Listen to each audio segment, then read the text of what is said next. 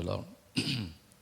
கர்த்தர் போன வாரம் பேசினதான அந்த வார்த்தை, தேவனுடைய மகிமை நம்மை விட்டு விலகி தேவனுடைய ஆலயத்தில் இருந்ததான மகிமை, அந்த கேருபீன்களும் சேராபீன்களுக்கு மத்தியில் இருந்ததான அவருடைய மகிமை, அங்கே இருக்க வேண்டிய மகிமை விலகி விலகி எங்கே இருக்குன்னா அந்த வாசற்படியில் வந்து நிற்கிறது.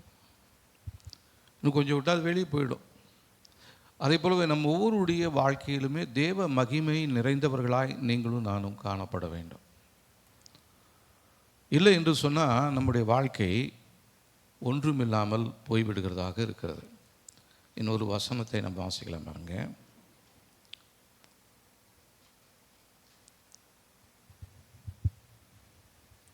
ரோமருக்கு எழுதினதான நிருபம் 1ஆம் அதிகாரம் 21ஆம் வசனம், 208வது பக்கத்தில் இருக்குது. எல்லாரும் எடுத்துக்கொள்ளுங்க, எல்லாம் சேர்ந்து வாசிக்க போகிறோம். ரோமர் 1ஆம் அதிகாரம் 21ஆம் வசனம். அவர்கள் தேவனை அறிந்தும் அவரை தேவன் என்று மகிமைப்படுத்தாமலும் ஸ்தோத்திரியாமலும் இருந்து தங்கள் சிந்தனைகளினாலே வீணரானார்கள். உணர்வில்லாத அவர்களுடைய இருதயம் இருள் அடைந்தது. இன்னொரு வாசிக்கலாம். அவர்கள் தேவனை அறிந்தும் அவரை தேவன் என்று மகிமைப்படுத்தாமலும் ஸ்தோத்திரியாமலும் இருந்து தங்கள் சிந்தனைகளினாலே வீணரானார்கள். உணர்வில்லாத அவருடைய இருதயம் இருள் அடைந்தது. இந்த இடத்துல நம்ம வச்சு நம்ம இப்போ வாசிக்க போகிறோம். நான் தேவனை அறிந்தும் அவரை தேவனென்று மகிமைப்படுத்தாமலும் ஸ்தோத்திரியாமலும் இருந்து என்னுடைய சிந்தனைகளினாலே வீணரானேன். உணர்வில்லாத என்னுடைய இருதயம் இருள் அடைந்தது. இப்போ நிறைய பேருடைய இருதயம் வந்து இருளாக இருக்கிறது. ஏன்னா அவருடைய இருதயத்தில் என்ன இல்லை, தேவனை குறித்ததான ஒரு உணர்வு இல்லை. தங்களுக்குள்ள தேவனுடைய மகிமை இருக்கிறது என்பதையே மறந்து போயிட்டாங்க. அப்போ நீங்களும் நானும் அப்படி இருக்கவே கூடாது. அந்த மாதிரி இருக்கும் பொழுது நம்முடைய வாழ்க்கையில் தேவ மகிமை அது என்ன பண்ணுது, வெளியே இருக்கிறதாக இருக்கிறது, கடந்து போகிறதாக இருக்கிறது. நாம் உயிர் வாழ்வதும் உலகத்தில் ஜீவிப்பதற்கு முக்கியமான காரணம், நீங்கள் என்ன யோசிக்கிறீங்களோ இல்லையோ, தேவனுடைய மகிமை உங்களுக்குள்ளே இருக்கிறதுனால தான் அவர் உங்களை இந்த மட்டுமாக நடத்தி கொண்டு வருகிறார். நிறைய பேர் நினைக்கலாம், நான் போகிறேன், நான் வேலை செய்கிறேன், என் குடும்பத்தை நான் நடத்துகிறேன், என் பிள்ளையை நான் படிக்க வைக்கிறேன், என் எதிர்காலத்தை குறித்து நான் திட்டம் பண்ணுறேன், எல்லாம் நீங்கள் செய்யலாம். ஆனால் அதை வாய்க்க செய்யக்கூடியதான அந்த தேவ மகிமை இருக்குது பார்த்தீங்களா, அதுதான் பிரதானமான ஒன்றாக இருக்கிறது. இன்றைக்கி தேவனுடைய மகிமையை நம்ம விட்டு இழக்க செய்யும்படியாக பிசாசு என்ன பண்ணிட்டான், நம்முடைய சிந்தையில் வீணான காரியங்களை சிந்திக்கும்படியாக, அவரை மகிமைப்படுத்தாமல் ஸ்தோத்திரியாமல் இருக்கும்படி செய்கிறான். நம்முடைய சிந்தனைகளினாலே வீணான காரியங்களை செய்து கொண்டிருக்கும் பொழுது உணர்வில்லாத நம்முடைய இருதயம் என்ன ஆகிடுது, இருளடைந்து போய்விடுகிறது. இந்த இருளை அகற்றும்படியாக தேவன் இந்த நாட்களிலே நம்மோடு பேசி கொண்டிருக்கிறார். இதுவேளை நம்ம ரட்சிக்கப்பட்டிருக்கலாம், நம்ம ஆலயத்துக்கு வந்திருக்கலாம், தேவனை ஆராதித்து கொண்டிருக்கலாம். ஆனாலும் அந்த மகிமை இல்லாத அந்த ஆலயத்துக்குள்ள எப்படி அவங்களால ஆராதிக்க முடியும்? அவங்க வீணான காரியங்களை ஆராதித்து கொண்டிருக்கிறாங்க. போன வாரம் நான் பார்த்தபடி தேவனுடைய மகிமை இழந்து போனதான இன்றைக்கி நிறையா ஆலயங்களில் என்ன பண்ணுறாங்கன்னா, வீணான காரியங்கள் அங்கங்கே ஜோடனை பண்ணுறதும், கலர் லைட் போடுறதும், கலர் பெயிண்டிங் அடிக்கிறதும், டெக்கரேஷன் பண்ணுறதும், இப்படிலாம் பண்ணி தேவனுடைய ஆலயத்துக்குள்ள ஒரு செயற்கையான ஒரு மகிமையை உண்டு பண்ணும்படியாக ஜனங்கள் முயற்சித்து கொண்டிருக்கிறாங்க. ஆனால் அவங்க பார்க்கவே அவங்களால பார்க்க முடியல. தேவனுடைய மகிமை வெளியே போயிட்டு இருக்குது. ஆனால் இவங்க என்ன பண்ணுறாங்க, தேவனுடைய ஆலயத்தை மகிமையினால் நிரப்பணும்னு சொல்லி இவங்களுடைய முயற்சியினாலே, இவங்களுடைய காரியங்களினால நிறைய ஆலயத்துக்குள்ளே நிறைய காரியங்களை செய்து வைத்திருக்கிறாங்க. அவங்க என்ன யோசிக்கிறாங்கன்னா, இந்த ஜோடனையெல்லாம் பார்த்தோன்னே எவ்வளோ ஆலயம் மகிமையாக இருக்குதில்ல அப்படின்னு அவங்க நினைக்கலாம். ஆனால் அவங்க பார்க்கவே தேவனுடைய மகிமை தேவனுடைய அந்த இருக்க வேண்டிய அந்த ஆலயத்தை விட்டுட்டு அது எங்கே போய் நிற்குதுன்னா வாசற்படியில் போய் நிற்கிறது. இந்த வருடத்தின் கடைசி நாட்களில் நாம் வந்திருக்கிறோம். இன்னும் ஏறக்குறைய ஒரு 2 மாதங்கள் நமக்கு முன்பாக இருக்கிறது. இந்த கடைசி நாட்களில் தேவனுடைய மகிமை இழந்து போனதான நாம் அதை ஒத்துக்கொள்ள வேண்டும்.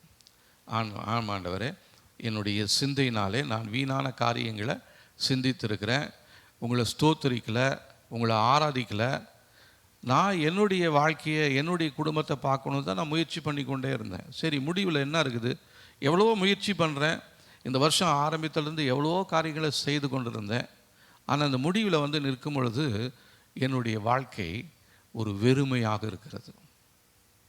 நம்முடைய குடும்பத்தில் ஒரு வெறுமையை உணர்கிறோம். அது எத்தனை பேரால் உணர முடியுதுன்னு தெரியல. ஆனால் வசனம் என்ன சொல்லுது? உணர்வில்லாத அவருடைய இருதயம் இருளடைந்து போய்விட்டது. இதை குறித்து உணர்வு இல்லாதபடியினாலே இருதயம் எப்படி இருக்கான்? இருட்டாக மாறிவிட்டது. இப்போ நம்மளோட ஒவ்வொருடைய இருதயமும் இருளாக இருக்கிறது. இதை வெளிச்சமாக மாற்ற வேண்டும் என்று சொல்லி தேவன் தம்முடைய மகிமையினாலே நம்மை நிரப்பும்படியாக அவர் இந்த நாளிலே நம்மோடு பேசி கொண்டிருக்கிறார். எத்தனை பேர் ஆயத்தம் உள்ளவர்களாக இருக்கிறீங்கன்னு எனக்கு தெரியல.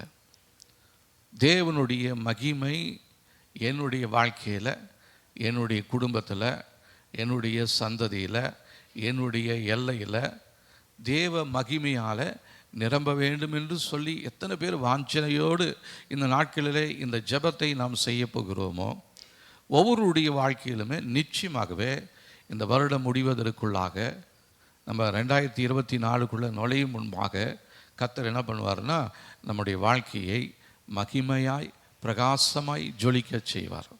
அதுதான் தேவன் நம்மை குறித்து வைத்திருக்கிறதான ஒரு திட்டம். ஆனால் இதை உணர முடியாமல், ஆண்டவரே என்னை குறித்து என்ன சித்தம் வச்சுருக்கிறீங்க, என் குடும்பத்தை குறித்து என்ன சித்தம் வச்சுருக்கிறீங்க? தேவனுடைய மகிமை வந்துச்சுனாவே அவருடைய சித்தம் எல்லாம் உங்கள் வாழ்க்கையில் நிறைவேறிடும். தேவ மகிமை இல்லாமல் வெறும் காலி பாத்திரத்தை எடுத்துக்கிட்டு ஆண்டவரை அன்னையில் இதில் நிரப்புங்கன்னா, அப்போ ஒரு பானையை எடுத்துக்கிட்டால் அதுக்குள்ளே கொஞ்சம் அரிசி போட்டு தண்ணி ஊற்றி அதை அக்னியில் வச்சாதான் அது பொங்கி அது சாதமாக வாரும். அதை விட்டுட்டு அந்த வெறும் சட்டியை வச்சுக்கிட்டு அல்லது வெறும் அரிசியை போட்டுட்டு தண்ணி ஊற்றினாலும் நெருப்பு வைக்காமல், ஆண்டவரே எனக்கு சாப்பாடு வேணும்னா முடிந்த பிறகு நம்ம திருப்பியும் போட்டு அந்த பானைக்குள்ளே போட்டு தேடினாலும் எதுவுமே இருக்காது, அரிசியாக தான் இருக்கும். இல்லை அரிசி போட மறந்துருப்போம், தண்ணியாக தான் இருக்கும். தண்ணியாக இருந்தாலும் பச்சை தண்ணியாக இருக்கும், சூடாக இருக்காது. அப்போ இதற்குரிய முயற்சிகளை நாம் எடுக்க வேண்டியது மிகவும் அவசியமாக இருக்கிறது. அப்போ இந்த நாட்களில் நம்முடைய பிரதானமான தேவை ஒன்று தான். நம்ம பாடின பாட்டின்படி தேவை ஒன்று, அதை நான் அறிந்தேன், பாதத்தில் இருக்க கற்றுக்கொண்டேன். அப்படி தான் நம்முடைய தேவை ஒன்றா தான் இருக்கணும். அவருடைய பாதத்தில் அமர்ந்து இருக்க போகிறோம். வேதத்தை வாசிக்கக்கூடிய அந்த அந்த அந்த திட்டத்தை எல்லாம் நமக்கு கொடுக்கப்பட்டிருக்கிறது. எந்த நாளில் எந்த அதிகாரம் வாசிக்கணும்னு, ஏதோ வாசிக்கணுமேன்னு சொல்லிட்டு அவசரமாக அதில் 20 அதிகாரம் இருந்தால் 20 அதிகாரத்தையும் வாசித்து வைக்கிறத விட்டுட்டு நிறுத்தி நிதானமாக நீங்கள் வாசிக்கணும். இப்போ ஜபமும் பண்ணணும்னு சொல்கிறீங்க, வேதத்தையும் வாசிக்கணும்னு சொல்கிறீங்க. எந்த நேரத்தில் எப்படி பண்ணுறது? சரி, அந்த வேதம் வாசிக்காத நேரத்தில் நீங்கள் என்ன பண்ணுவீங்க? அந்த ஜெபம் பண்ணாமல் இருக்கிற நேரத்தில் நீங்கள் என்ன பண்ணிகிட்டு இருக்கிறீங்க? உங்களுடைய சிந்தனை வீணான சிந்தனைகளாக இருக்கிறது. உங்களுடைய கற்பனைகள் உங்களால் எட்ட முடியாத தூரத்தில் உங்களுடைய கற்பனைகள் இருக்கிறது. வானமே எனது எல்லைன்னு சொல்லிட்டு கற்பனையில் நம்ம என்ன பண்ணிகிட்டே இருக்கிறோம்? அப்படியே மிதந்து கொண்டே இருக்கிறோம். இதை பண்ணுவோம், அதை பண்ணுவோம். ஒரு கதை ஒன்று சொல்லுவாங்க. ஒரு வாத்து முட்டை விற்கிறவர் கூட நிறையா வாத்து முட்டையெல்லாம் எடுத்துக்கிட்டு தெருவா வாத்து முட்டைன்னு சொல்லி விற்றுக்கிட்டே போயிட்டே இருக்கிறார். போகிற வழியில் இவருக்கு கொஞ்சம் கலப்பாயிடுச்சு. கலப்பானவொன்னே அந்த மரத்துக்கடியில் அந்த வாத்து முட்டை கூடையை வச்சுட்டு அந்த தலை மேலே வச்சுருந்த அந்த சும்மாடு இருக்குது பார்த்தீங்களா, அந்த துணி, அதை எடுத்து வச்சு கொஞ்சம் நேரம் நல்லா படுத்துட்டார். படுத்தோடனே இவருக்கு ஒரு கனவு. இந்த வாத்து முட்டை எல்லாம் விற்றுட்ட மாதிரியும் டெய்லி போய் வாங்கி விற்று காசெல்லாம் சேர்த்தி அதுக்கப்புறமா ஒரு பெரிய ஒரு பில்டிங் ஒன்று கட்டி அதில் நான் இப்படிலாம் இருப்பேன், அப்படிலாம் இருப்பேன், என் வீட்டு வாசலில் வந்து இதை வைப்பேன், அதை வைப்பேன், காரு நிற்கும், எல்லாம் ஒரு கற்பனை பண்ணிக்கிட்டே இருக்கிறாரு. கற்பனை பண்ணிக்கிட்டேன்ட்டு அவருக்கு வீட்டில் இருக்கிற வேலைக்காரன் ஒருத்தன் வரான். அவர் வந்துட்டு ஏதோ இவருக்கு விருப்பம் இல்லாத ஏதோ ஒரு காரியத்தை அவர் செய்கிற மாதிரி இருக்குது. அதனால் இவர் என்ன பண்ணுறாரு தெரியுமா, நான் அப்படியே ஒன்று என்ன பண்ண போகிறேன், எட்டி ஒரு உதைப்பேன் அப்படின்னு சொல்லிட்டு அந்த கூடையை உதைச்சாராங்க பாருங்கள். கூடை கவுந்து போய் உள்ள இருக்கிற முட்டையெல்லாம் என்ன ஆயிடுச்சான், உடைஞ்சு போயிடுச்சான். இப்படி தான் நம்முடைய சிந்தைகளில் வீணான காரியங்களை சிந்தித்து கொண்டிருக்கிறோம். அதில் முடிவில் பார்த்தீங்கன்னா எதுவுமே ஒன்றுத்துக்கும் உதவாது. ஒரு ஒரு ஒரு ஒரு ஊரில் ஒரு பழமொழி சொல்லுவாங்க, இது ஒரு சுக்குக்கும் உதவாது அப்படின்வாங்க. எதுக்குமே உதவாது, காரியத்துக்கு உதவாது. வசனம் என்ன சொல்லுது, அவர்கள் காரியத்துக்கு உதவாத வைத்தியர்களாக இருக்கிறார்கள். நம்ம அவசரமாக ஒரு டாக்டர் தேடி போவோம். அவர் போன அந்த டாக்டர் வந்து பல் டாக்டராக இருப்பார். ஆனால் நான் வயிற்று வலிக்காக போயிருப்பேன். டாக்டரை போர்டை பார்த்துட்டு அவர் என்ன சொல்லுவார், இங்கே வயிற்று வலிக்கெல்லாம் நான் பார்க்க முடியாதுங்க, நான் பல்லு மாத்திரை தான் பார்ப்பேன் அப்படின்னுட்டுவார். சரி, பக்கத்தில் இருக்கிற ஒரு கிளினிக்கு போனால் அவர் கண் டாக்டராக இருப்பார். அவர் சொல்லுவார், நான் வயிற்றுக்கெல்லாம் பார்க்குறதில்ல, நான் கண்ணுக்கு மாத்திரம் தான் பார்க்குற டாக்டராக இருக்கிறேன். இப்படி அந்த தெருவெல்லாம் டாக்டர்களாக இருப்பாங்க. ஆனால் போன கடைசி வரலுமே நம்முடைய வயிற்று வலிக்காக எந்த டாக்டருமே உதவி செய்ய முடியாத ஒரு சூழ்நிலையில் வந்துடும். இப்படிப்பட்டதான காரியங்களை தான் நீங்களும் நானும் செய்து கொண்டிருக்கிறோம். நம்முடைய எண்ணத்தில் அப்படின்னாலும் கண்டதையும் யோசிக்கிறோம். ஆனால் தேவையானது ஒன்று தான், அவருடைய பாதத்தில் அமர்ந்திருந்து அவருடைய வசனங்களை நாம் வாசிப்பதில் மிகவும் ஆர்வமுள்ளவர்களாக இருக்கிறோம். இந்த வருஷம் முடிவதற்குள்ளாக ஒரு முறை நீங்கள் வேதத்தை வாசிக்கணும். அதுக்குரிய காரியங்களை தான் அந்த திட்டம் பண்ணி வைத்திருக்கிறோம். ஆகவே நீங்கள் இந்த வருஷம் முடிவதற்குள்ளாக நீங்கள் அந்த வசனங்களை வாசிக்கணும். அவதியாக வாசிக்கக்கூடாது, வேகமாக வாசிக்கக்கூடாது. இன்றைக்கி 20 அதிகாரம் முடிஞ்சிடுச்சேன்னு அது குறிப்பு வச்சுட்டு அடுத்த நாள் திருப்பி தொடங்கக்கூடாது. தொடங்கினா ஒவ்வொரு வசனமாக என்ன பண்ணணும்னா வாசித்து ஆராய்ந்து பார்க்க வேண்டும். ஆண்டவரே, இந்த நாளில் நாங்கள் இந்த அதிகாரத்தை வாசிப்போம், இதன் மூலமாக நீங்கள் என்னோட பேசணும் ஆண்டவரே. அந்த பைபிளை வாசிக்கும் பொழுது ஒரு நோட் புத்தகம் வச்சுக்கோங்க, ஒரு பேனா வச்சுக்கோங்க. ஒவ்வொரு அதிகாரத்துலேயும் நிச்சயமாக ஆண்டவர் உங்களோட பேசுவார். அந்த அதிகாரம் முடிவதற்குள்ளாகவே ஒரு முறையோ இருமுறையோ பல முறைகளோ அந்த வசனங்கள் மூலமாக கர்த்தர் உங்களோடு பேசுவார். அப்போ அந்த வார்த்தைகளை நீங்கள் என்ன பண்ணணும்னா எழுதி வைத்து கொண்டு அதுக்கப்புறமா அந்த வாசித்து முடித்த பின்னாடி உங்களுக்கு நேரம் இருந்தால், இல்லைன்னா வேறு மற்ற நாள் அடுத்த நாள் காலையிலேருந்து இரவு வரலும் நீங்கள் வேலை செஞ்சு சும்மா இருக்கிற நேரத்தில் அந்த வசனங்களை நீங்கள் மறுபடியும் வாசித்து பாருங்கள். நிச்சயமாகவே ஆண்டவர் அதன் மூலமாக உங்களோடு இடைப்படுவார். தேவனுடைய மகிமை பெரிதாக விளங்கப் போகிறது. உங்களுக்குள்ளேருந்து தேவ மகிமை அபரீதமாய் வெளிப்படும் பொழுது கர்த்தருடைய வார்த்தையின்படி மகிமையானது எல்லாவற்றின் மேலும் காவல் உண்டாக்குகிறதாக இருக்கிறது. தேவ மகிமை உங்களுடைய வாழ்க்கையில், குடும்பத்தில், தொழிலில், வாகனங்களில், நீங்கள் செய்கிறதான உங்களுடைய சந்ததிகளில், படிக்கிற காரியங்களில் எல்லாவற்றிலும் காவல் உண்டாயிருக்க போகிறது. ஹல்லேலூயா. இன்றைக்கி காவல் இல்லாதபடினால்தான் நிறைய காரியங்களை பிசாசு நம்மிடத்திலேருந்து திருடி சென்றுட்டான். படிக்கிற பிள்ளைகளுக்கு அவங்க நல்லா படித்து கொண்டு இருப்பாங்க, ஆனால் மூளை பகுதியில் ஒரு காவல் இல்லாமல் போயிடும். ஆனால் என்ன பண்ணுவோம், படித்து வைத்திருந்த அந்த வசனங்களை, வார்த்தைகளை பிசாசானவன் என்ன பண்ணிடுவான்னா கொத்தி கொண்டு போயிடுவான். அப்போ நீங்கள் விதைத்ததான தேவனுடைய வார்த்தை எந்த விதத்திலும் உங்களுடைய வாழ்க்கையில் ஒரு பிரயோஜனமுமே இருக்காது. சிலது 30, சிலது 60, சிலது 100 அப்படின்னு சொல்கிறாங்க. 100க்கு 100 இல்லைனாலும் ஏதாவது ஒரு 60நாச்சு வருமா அப்படின்னு தான் நம்ம பார்க்குறோம். அப்படி பார்க்கக்கூடாது. படிக்கும் பொழுது நம்ம என்ன பண்ணணும்னா 100க்கு 100 வாங்கணும் அப்படின்னு சொல்லி தான் அந்த எய்மோடு தான் படித்தா தான் ஏதோ ஒரு 70, 80 வரும். நம்ம படிக்கும் பொழுதே இப்போ ஒரு 40 மார்க் வாங்கினா போதுங்க, பாஸ் பண்ணிடுவோம். நிறைய பேர் அப்படி தான் படிக்கிறாங்க. பாஸ் பண்ணால் போதுங்க, என் பேர் பேப்பரில் வந்தால் போதும். உங்கள் பேர் பேப்பரில் வரலன்னா யாரையாச்சும் ஒருத்தனை குத்திடுங்க, உங்கள் பேர் பேப்பரில் வந்துடும். அது இல்லை. தேவன் உங்களை குறித்து என்ன நோக்கம், என்ன திட்டம் வைத்திருக்கிறார், உங்களை எதற்காக உங்களுடைய பெற்றோர்கள் கஷ்டப்பட்டு ஸ்கூலில் சேர்த்தாங்க.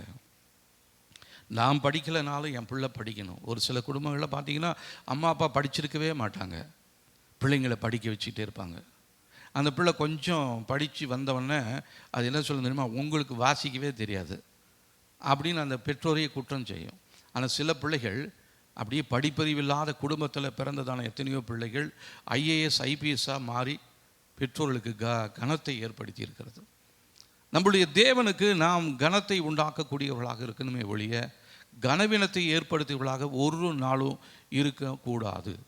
நம்முடைய செயல்கள், நம்முடைய பேச்சு, நம்முடைய வார்த்தைகள் எல்லாவற்றிலும் ஆண்டவருக்கு நாம் கனவீனத்தை தான் ஏற்படுத்தி கொண்டே இருக்கிறோம்.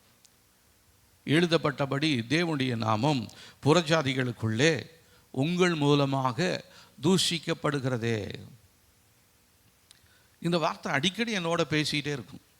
எங்கே போய் எந்த செயல் செஞ்சாலும், ஆண்டவரே இதன் மூலமாக உங்களுடைய நாமம் கனவீனப்படுகிறதா, மகிமை அடைகிறதா அப்படின்னு யோசித்துட்டு தான் நான் செய்கிறதுக்கு நான் முயற்சி செய்கிறேன்.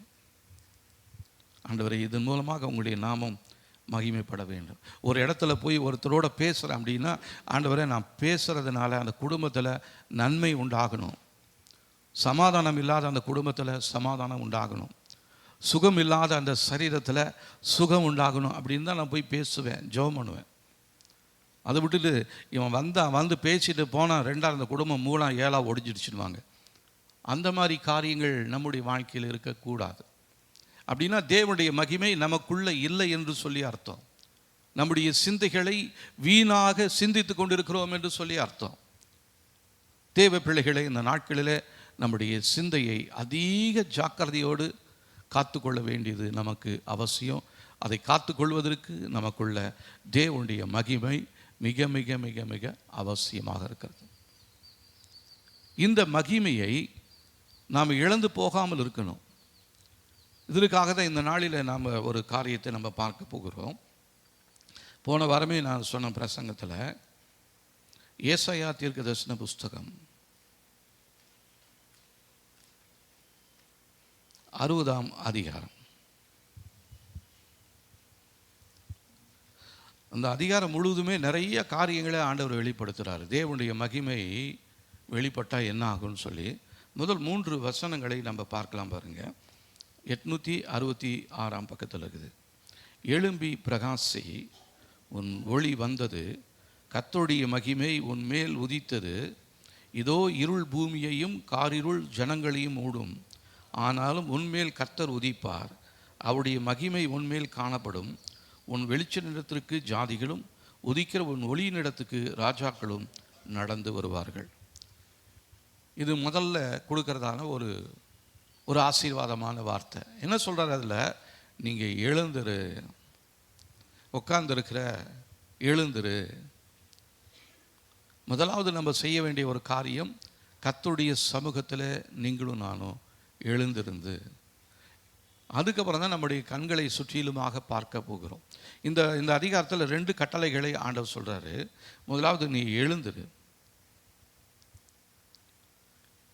எழுந்துரு, உன் ஒளி வந்தது, இதோ இருள் பூமியையும் காரிருள் ஜனங்களையும் மூடும், ஆனாலும் உன்மேல் கர்த்தர் உதிப்பார், அவருடைய மகிமையை உன்மேல் காணப்படும். அப்போது எழுந்திருக்கணும், சுற்றிலுமாக பார்க்கணும். அப்போ தான் நமக்கு தெளிவாக நம்முடைய எல்லைகளில் தாண்டி என்னெல்லாம் காரியங்கள் நடக்கிறது. நிறைய பேர்த்துக்கு குடும்பத்தில் நடக்கிறதே தெரியாது. ஏன்னா அவங்க எழுந்திருக்கவே இல்லை. குடும்பத்தை குறித்து அவங்களுக்கு ஒரு கவலை இல்லை. மனைவியை குறித்தோ கணவனை குறித்தோ பிள்ளைகளை குறித்தோ அவங்களுக்கு ஒரு கவலையே இல்லை. அதனால் என்ன பண்ணுறாங்க, உட்காந்த இடத்துலையே அப்படியே உட்காந்தே இருக்கிறாங்க. தங்களுடைய குடும்பத்தை கவனிக்கிறதுக்கு முடியல அவங்களுக்கு. தங்களுடைய பிள்ளைகளுடைய தேவைகளை அவங்களால உணர முடியல. தன்னுடைய மனைவிக்கு என்ன தேவை, தன்னுடைய கணவனுக்கு என்ன தேவை, பிள்ளைகளுக்கு என்ன தேவைன்னு சொல்லி அறியாமல் இருக்கும் பொழுது அந்த குடும்பத்துக்குள்ளே எப்படி தேவனுடைய மகிமை வெளிப்படும்? இப்போ முதலாவது கர்த்தர் என்ன சொல்கிறாரு? எழுந்துரு. அடுத்தது பிரகாசி, உன் ஒளி உன்மேல் வந்தது, கர்த்தருடைய மகிமை உன்மேல் உதித்தது. இப்போ மகிமை நம்ம மேலே வரணும்னா நம்ம நிச்சயமாக எழுந்திருக்க வேண்டும். இந்த அதிகாரத்தை படிப்பதற்கு முன்பாக அதற்கு முந்தின அதிகாரத்தை நாம் பார்க்கும் பொழுது 59ஆம் அதிகாரத்தில் பாருங்க, கர்த்தர் சொல்றார், இதோ ரட்சிக்கக்கூடாதபடிக்கு கர்த்தருடைய கை குறுகி போகவும் இல்லை, கேட்கக்கூடாதபடிக்கு அவருடைய செவிகள் மந்தமாகவும் இல்லை. நம்ம நிறைய நேரத்தில் ஜெப நேரத்தில் இந்த வசனங்கள் எல்லாம் சொல்கிறோம். ஆண்டவரே, உங்களுடைய கரங்கள் குறுகி போகலை, உங்களுடைய செவிகள் மந்தமாகலைன்னு சொல்லி. ஏன், என்ன காரணம் அப்படின்னு சொன்னால், அதை அடுத்து வாசிக்கும் பொழுது, உங்கள் அக்கிரமங்களே உங்களுக்கும் உங்கள் தேவனுக்கும் நடுவாக பிரிவினைகளை உண்டாக்குகிறது, உங்கள் பாவங்களே அவர் உங்களுக்கு செவி கூடாதபடிக்கு அவருடைய முகத்தை உங்களுக்கு மறைக்கிறது. இப்போ நம்முடைய வாழ்க்கையில் காணப்படுகிறதான அக்கிரமங்கள், அதுதான் தேவனுக்கும் நமக்கு இடையில் என்ன பண்ணியிருக்கான், பிரிவினைகளை ஏற்படுத்தியிருக்கிறோம். எத்தனையோ வருஷமாக ஜெபம் பண்ணிகிட்டு இருக்கிறேன், ஆனால் என் ஜெபத்துக்கு ஒரு அசைவுமே இல்லை அப்படின்னு சொன்னால், உங்களுக்கும் ஆண்டவருக்கும் இடையில் ஏதோ ஒரு தடை ஒன்று இருக்கிறது என்பதை நாம் ஒத்துக்கொள்ள வேண்டும். என்னென்ன காரியங்கள் இருக்கிறது என்று சொன்னால், அதை அப்படியே வாசிச்சிங்கன்னா நிறைய காரியங்களை ஆவியானவர் வெளிப்படுத்துகிறார். 3வது பாருங்கள், ஏனென்றால் உங்கள் கைகள் இரத்தத்தாலும் உங்கள் விரல்கள் அக்கிரமத்தாலும் கரைப்பட்டிருக்கிறது, உங்களது உதடுகள் பொய்யை பேசி உங்கள் நாவு நியாயக்கேட்டை வசனிக்கிறது, நீதியை தேடுகிறவரும் இல்லை, சத்தியத்தின்படி வழக்காடுகிறவரும் இல்லை, மாயையை நம்பி அபத்தமானதை பேசுகிறார்கள், தீமையை கர்ப்பம் தரித்து அக்கிரமத்தை பெறுகிறார்கள், கட்டுவிரியனின் முட்டைகளை அடைகாத்து சிலந்தியின் நெசவுகளை நெய்கிறார்கள், அவைகளின் முட்டைகளை சாப்பிடுகிறவன் சாவான், அவைகள் நெருக்கப்பட்டதேயானால் விரியன் புறப்படும், அவைகள் நெசவுகள் வஸ்திரங்களுக்கு ஏற்றவைகள் அல்ல, தங்கள் கிரியைகளாலே தங்களை மூடிக்கொள்ள மாட்டார்கள், அவர்கள் கிரியைகள் அக்கிரம கிரியைகள், கொடுமையான செய்கைகள் அவர்கள் கைகள் இருக்கிறது, அவர்கள் கால்கள் பொல்லாப்பு செய்ய ஓடி குற்றமில்லாத இரத்தத்தை சிந்த தீவிரிக்கிறது, அவர்கள் நினைவுகள் அக்கிரம நினைவுகள், பால் கடிப்பும் அழிவும் அவர்கள் வழியில் இருக்கிறது, சமாதான வழியை அறியார்கள், அவர்கள் நடைகளில் நியாயமில்லை, தங்கள் பாதைகளை தாங்களே கோணலாக்கி கொண்டார்கள், அவைகள் நடக்கிற ஒருவனும் சமாதானத்தை அறியான். இப்படி அந்த அதிகாரம் முழுசுமே நீங்கள் போய் பார்த்து பாருங்கள். நிறைய காரியங்களை நம்மளை எச்சரிக்கிறார் ஆண்டவர், நிறைய தவறுகளை கர்த்தர் சுட்டி காட்டுகிறார். சரி, இதிலேருந்து யாராவது எழுந்து விடுதலை பருவாங்களா அப்படின்னு சொன்னால் ஒருத்தனுமே இல்லை. அதனால் 59ஆம் அதிகாரத்தில் பாருங்கள், அந்த 15, 16 வசனங்களை 15, 16, 17 வசனங்களை வாசிக்கலாம் பாருங்கள். சத்தியம் தள்ளுபடி ஆயிற்று, பொல்லாப்பை விட்டு விலகுகிறவன் கொள்ளையாகிறான், இதை கர்த்தர் பார்த்து நியாயமில்லை என்று விசனம் உள்ளவரானார், ஒருவரும் இல்லை என்று கண்டு விண்ணப்பம் பண்ணுகிறவன் இல்லை என்று ஆச்சரியப்பட்டார், ஆதலால் அவருடைய புயமே அவருக்கு ரட்சிப்பாகி அவருடைய நீதியே அவரை தாங்குகிறது, அவர் நீதியை மார்க்கவசமாக அணிந்து ரட்சிப்பென்னும் சீராவை தமது சிரத்தில் தரித்து நீதி சரி கட்டுதல் என்னும் வஸ்திரங்களை உடுப்பாக உடுத்தி வைராக்கத்தை சால்வையாக பொறுத்து கொண்டார். சரி, இதிலேருந்து யாராவது விடுதலை அடைவாங்களா, எந்த குடும்பமாவது வெளியே வருமானு கர்த்தர் பார்த்துக்கிட்டே இருக்கிறார். கர்த்தருடைய கண்கள் நம்மை நோக்கி பார்த்து கொண்டே இருக்கு, இரவும் பகலும் நம்மை நோக்கி பார்க்கிறது. நம்முடைய அக்கிரமங்களும் அவருடைய கண்களுக்கு முன்பாக இருக்கிறது. நமக்காக அவர் செய்து வைத்திருக்கிற நன்மைகளையும் அவருடைய கண்கள் பார்த்து கொண்டு இருக்கிறது. இந்த நன்மையானதை கொடுக்கலாம், இவன் எழுந்து இப்போது கொஞ்சம் ஜெபம் பண்ண போகிறான், தன்னை ஒப்பு கொடுக்க போகிறான், குடும்பத்தை அர்ப்பணிக்க போகிறான்னு ஆண்டவர் பார்த்துக்கிட்டே இருக்கிறாரு. ஆனால் ஆண்டவருக்கு ரொம்ப விசனமாயிடுச்சு. அவருக்கு விசனம் உண்டாக்கினதான காரியங்கள் நம்முடைய வாழ்க்கையில் அநேகமாக இருக்கிறது. ஆதியாகமத்தில் கூட நம்ம பார்க்குறோம், அவர் விசனப்பட்டாராம். எதற்காக? மனிதனை பூமியில் உண்டாக்கினதற்காக அவர் விசனப்பட்டார். இப்போ நம்முடைய குடும்பத்தை கர்த்தர் தான் ஏற்படுத்தியிருக்கிறார் இல்லைங்களா? கர்த்தர் வீட்டை கட்டாராகில் அதை கட்டுகளுடைய பிரயாசம் வேறுதான். அப்போ அந்த குடும்பத்தை உங்களுக்கு யார் கொடுத்தது? நிறைய பேர் நாங்களே செலக்ட் பண்ணிக்கிட்டோங்க, இல்லை எங்களுடைய பெற்றோர்கள் பொண்ணு மாப்பு பார்த்தாங்க. யார் பார்த்துருந்தாலும் கர்த்தர் உங்களை பார்த்து உங்களுக்கு அனுமதி கொடுக்குறார். அதனால் ஒருவேளை நீங்கள் கடந்த காலங்களிலே நீங்கள் செய்ததான தீமைகளை, இல்லைன்னா ஆண்டவருக்கு பிரியமில்லாத காரியங்களை செய்திருக்கலாம், ஆண்டவருக்கு விருப்பமில்லாத சில திருமணங்களை நம்ம செய்திருக்கலாம். கர்த்தர் அதை எல்லாத்தையும் மன்னிக்கிறார். மறந்துட்டார். நம்ம அந்த பழைய குற்ற உணர்வுக்குள்ளாரையே நிறைய பேர் இருக்கிறோம்.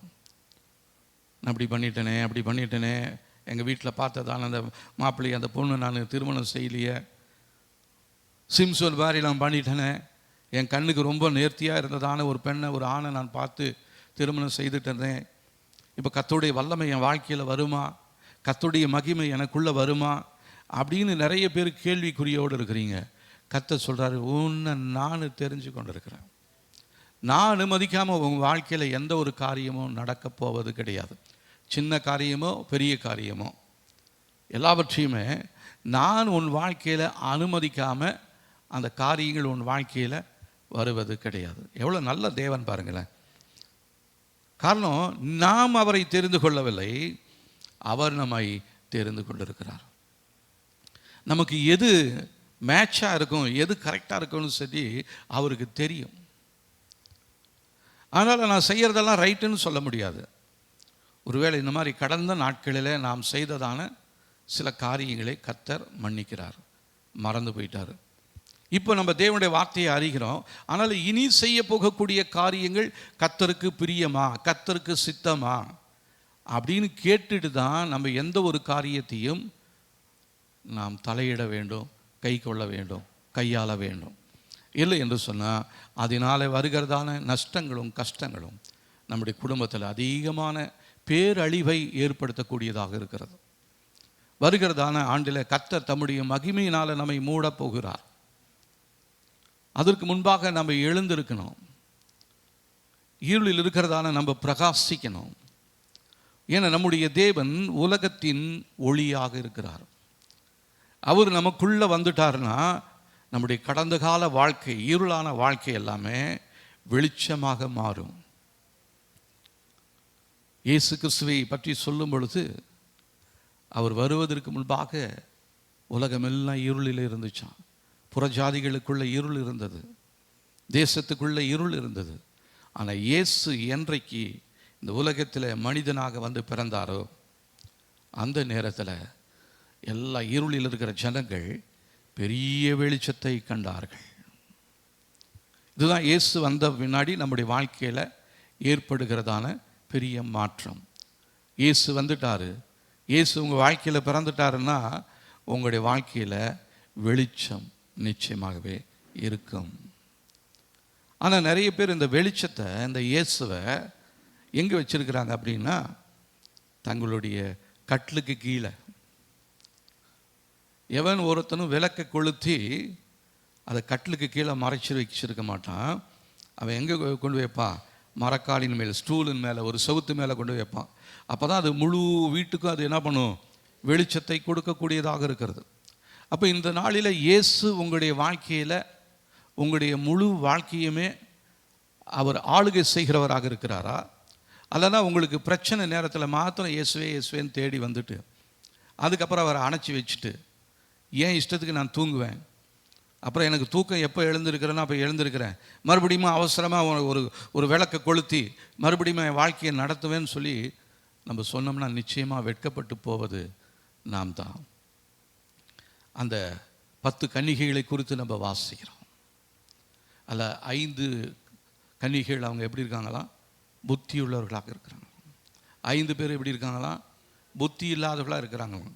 அவங்க மணவாளனுக்காக தான் காத்திருக்கிறாங்க. இப்போ வருகைக்காக சபையானது காத்திருக்கிறது. இதில் புத்தி இல்லாத கன்னிகைகளாக நிறைய கூட்டங்கள் இருக்கிறது, புத்தியுள்ள கன்னிகைகளாக ஒரு சில சபைகள் இருக்கிறது.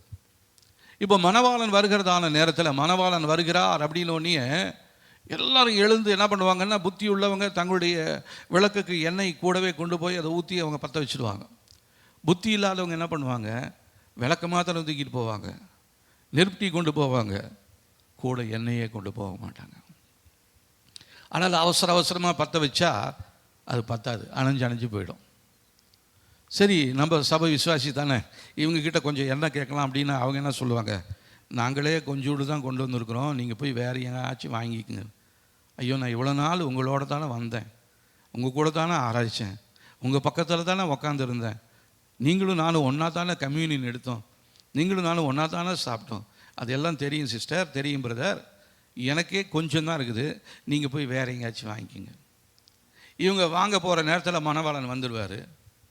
மணவாளன் வந்த உடனே வீடு சாத்தப்பட்டுரும். மணவாளன் உள்ளே பிரவேசித்த உடனே இப்போ லேட்டாக எண்ணெயை வாங்கிட்டு வேக வேகமாக மூச்சிறைக்க ஒடியாந்து அவரை பார்த்து கதவை தட்டுவாங்க. ஆண்டவர் நீங்கள் யாருன்னுவார். நான் தாங்க உங்கள் நாமத்தினால பிசாசை ஓட்டுனேன், நான் தான்ப்பா உங்கள் நாமத்தினால நிறைய பேருக்கு சுவிசேஷம் சொன்னோம். நான் சுவிசேஷம் கேட்டு சொல்லி ரட்சிக்கப்பட்ட ஒரு சகோதரி உள்ளே இருக்கிறாங்க, அவங்கள கூட கேட்டு பாருங்கள். ஆண்டவர் என்ன சொல்லுவார், நீங்கள் என்ன யாருன்னே தெரியாது. இவ்வளோ வெட்கப்பட்டு போயிடும் இல்லைங்களா? அப்போ இந்த நாளில் கர்த்தர் நம்மை உணர்த்தி கொண்டிருக்கிறார். நம்முடைய மகிமையை பெற்றுக்கொள்ளும்படியாக தேவன் இந்த நாட்களில் நம்மை உணர்த்தி கொண்டிருக்கிறார். நீங்கள் அந்த 60ஆம் அதிகாரத்தை வாசித்து பார்த்தீங்கன்னா எத்தனை அற்புதமான காரியங்களை கர்த்தர் நமக்காக செய்து வைத்திருக்கிறார், செய்ய போகிறார் என்பதை நம்மால் அறிந்து கொள்ள முடியும். அந்த 60ஆம் அதிகாரத்தில் வாசித்து பார்த்தீங்கன்னா நிறைய அற்புதங்களை ஆண்டவர் நமக்காக செய்து வைத்திருக்கிறார். எனவே சபையானது இதன் மூலமாக அறிந்து கொள்ளக்கூடியதான ஒரு முக்கியமான காரணம் என்ன அப்படின்னா, அந்த 1ஆம் அதிகாரம், அந்த 60ஆம் அதிகாரம் 1-2 வசனங்களை வாசிக்கும் பொழுது, எழும்பி பிரகாசி, உன் ஒளி வந்தது, கர்த்தருடைய மகிமை உன் மேல் உதித்தது, இதோ இருள் பூமியையும் காரிருள் ஜனங்களையும் மூடும், ஆனாலும் உன்மேல் கர்த்தர் உதிப்பார், அவருடைய மகிமை உன்மேல் காணப்படும். என்ன சொல்கிறாரு? இதன் மூலமாக உங்களுடைய குடும்பம், உங்களுடைய தனிப்பட்ட வாழ்க்கை, உங்களுடைய சபையானது இருளிலே இதுவரையிலும் இருந்திருந்தாலும் இந்த வசனங்களை கரெக்டாக வாசித்து இந்த ஜபங்களை நீங்கள் இந்த 60 நாளும் நீங்கள் ஜபிக்கும் பொழுது உங்களுடைய குடும்பத்துக்குள்ள ஒரு வெளிச்சத்தை கர்த்தர் கொடுப்பார். ஒரு ஒளியினாலே நிரம்புவீர்கள். இல்லை என்று சொன்னால் நீங்கள் போன மாதத்தில் இருந்தது போலவே, போன வருஷத்தில் இருந்தது போலவே, ரட்சிக்கப்பட்ட நாளில் முதல்ல கொஞ்சம் பிரகாசமாக இருந்தால் அப்படியே மங்கி போய் இன்றைக்கி எப்படா அணையும்னு அப்படியே காத்துக்கிட்டு இருக்கிறோம். அவர் மங்கி எரிகிற திணியை அணையாமல் நெறிந்த நாணலை முறியாததான தேவன் அவர். நீங்கள் எப்படி தான் அணைஞ்சு போகணும் அப்படின்னு நீங்கள் இது அணைஞ்சு போயிடும், இது உருப்படியாக ஆகாது, இந்த குடும்பமே நிற்காது, என் பிள்ளைக்கு திருமணமே ஆகாது, இந்த காரியம் என்னால் செய்யவே முடியாதுன்னு நீங்கள் எதை நினைக்கிறீங்களோ அதை கர்த்தர் நிச்சயமாகவே நம்முடைய வாழ்க்கையில் செய்து முடிப்பார். இந்த வருஷம் முடிவதற்குள்ளாக அதை முடியும். புது வருஷத்துக்குள்ளே நம்ம சந்தோஷமாக புறப்பட போகிறோமே ஒழிய ஒருவரும் துக்க முகமாக நீங்களும் நானும் இந்த வருடத்தில் இருந்தது போல இருப்பது கிடையவே கிடையாது. ஏன்னு சொன்னால் அந்த 60ஆம் அதிகாரத்தில் அந்த கடைசி வசனத்தை வாசித்து பாருங்கள். இது நிறைய பேர் வாக்குத்தத்தமாக சொல்லுவாங்க, ஆனால் அவங்க சொல்கிற வார்த்தை அவங்க வாழ்க்கையில் நிறைவேறாது. பாருங்கள், சின்னவன் 1000 சிறியவன் பலத்த ஜாதியுமாவான், கர்த்தராகிய நான் ஏற்ற காலத்தில் இதை தீவிரமாய் நடப்பிப்பேன். கர்த்தர் என்ன சொல்கிறாரு? சின்ன குடும்பமாக இருக்கிற, சிறிய குடும்பமாக இருக்கிற, சிறிய தொழிலாக இருக்கிற உன்னை என்ன பண்ண போகிறாரு? கர்த்தர் பலத்த ஜாதியாகி ஏற்ற காலத்தில் உங்களை உயர்த்துகிறதற்காக நம்ம என்ன பண்ணணும்னா அவருடைய பலத்த கரத்திற்குள்ளாக அடங்கி இருக்க வேண்டும். அவசரப்பட்டு யாருமே முடிவெடுத்துடாதீங்க. இவ்வளோ நாள் காத்துக்கிட்டே இருந்தேன், இவ்வளோ நாள் ஜெபிச்சேன், ஒரு துளி கூட அசையலை, ஒரு நன்மை கூட நடக்கலை. நிறைய பேர் இப்படி அவசரப்பட்டு என்ன பண்ணிடுவாங்கன்னா அவங்களா யோசித்து ஒரு முடிவு எடுப்பாங்க, இது இனிமேல் நடக்காது, நான் பேசாமல் தற்கொலை பண்ணிக்கிட்டு செத்து போயிடலாமா. கடந்த நாட்களில் ஒரு தம்பி ஒருத்தர் நாகர்கோவிலிருந்து வந்தார், ஜெபத்துக்காக வந்திருந்தார். அவருடைய வாழ்க்கையை பார்க்கும் பொழுது அம்மா அப்பா 2 பேருமே நல்ல அந்தஸ்தில் இருக்கிறாங்க. அம்மா ஒரு மருத்துவராக இருக்கிறாங்க, இந்த தம்பியும் மருத்துவக் கல்லூரியில் படிச்சுட்டு இருக்கிறாரு. ஆனால் என்ன அப்படின்னா அந்த படிக்கிறதான அந்த நேரத்தில் இவருக்குள்ள ஒரு தூக்கம் வந்துடுமா. என்னதான் முயற்சி பண்ணாலும் தூங்கிடுவாராம். அந்த பரீட்சை எழுதின பின்னாடி இவருக்கு ஒரு விழிப்பு வருமா. நன்மையான காரியங்களை இவர் பார்க்கணும், வாங்கணும், செய்யணும்னு சொல்லி யோசிக்கும் பொழுது இவர் அறியாமலேயே அந்த நேரத்தில் இவருக்கு ஒரு தூக்கம் வந்துடுமா. பாருங்களேன். அதனால் அப்பா என்ன பண்ணுவார், இவரை ரொம்ப திட்டிக்கிட்டே இருக்கிறார். நிறைய பெற்றோர்கள் செய்கிறது அதுதான். நிறைய பெற்றோர்கள் செய்யக்கூடிய காரியங்கள் அதுவாகத்தான் இருக்கிறது. பாருங்கள், கொலோசியருக்கு எழுதினதான அந்த நிருபத்தில்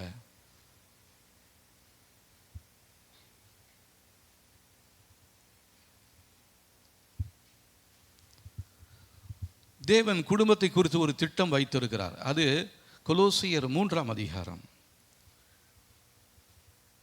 18ஆம் வசனத்திலிருந்து 22ஆம் வசனம் வரலும் வாசிக்கலாம். பாருங்க, தேவனுடைய திட்டம் குடும்பத்தை குறித்து என்ன திட்டம் வைத்திருக்கிறார். கொலோசியர் 3ஆம் அதிகாரம் 18ஆம் வசனத்திலிருந்து வாசிக்கலாம். மனைவிகளே, கர்த்தருக்கு ஏற்கும்படி உங்கள் புருஷருக்கு கீழ்ப்படியுங்கள். இது மனைவிகளுக்கு கொடுக்கக்கூடியதான ஒரு கட்டளையாக இருக்கிறது. கர்த்தருக்கு ஏற்றபடி உங்கள் புருஷருக்கு கீழ்ப்படியுங்கள். அடுத்தது புருஷருக்கு ஒரு கட்டளை கொடுக்குறாரு. புருஷரே, உங்கள் மனைவிகளில் அன்பு கூறுங்கள், அவர்கள் மேல் கசந்து கொள்ளாதிருங்கள்.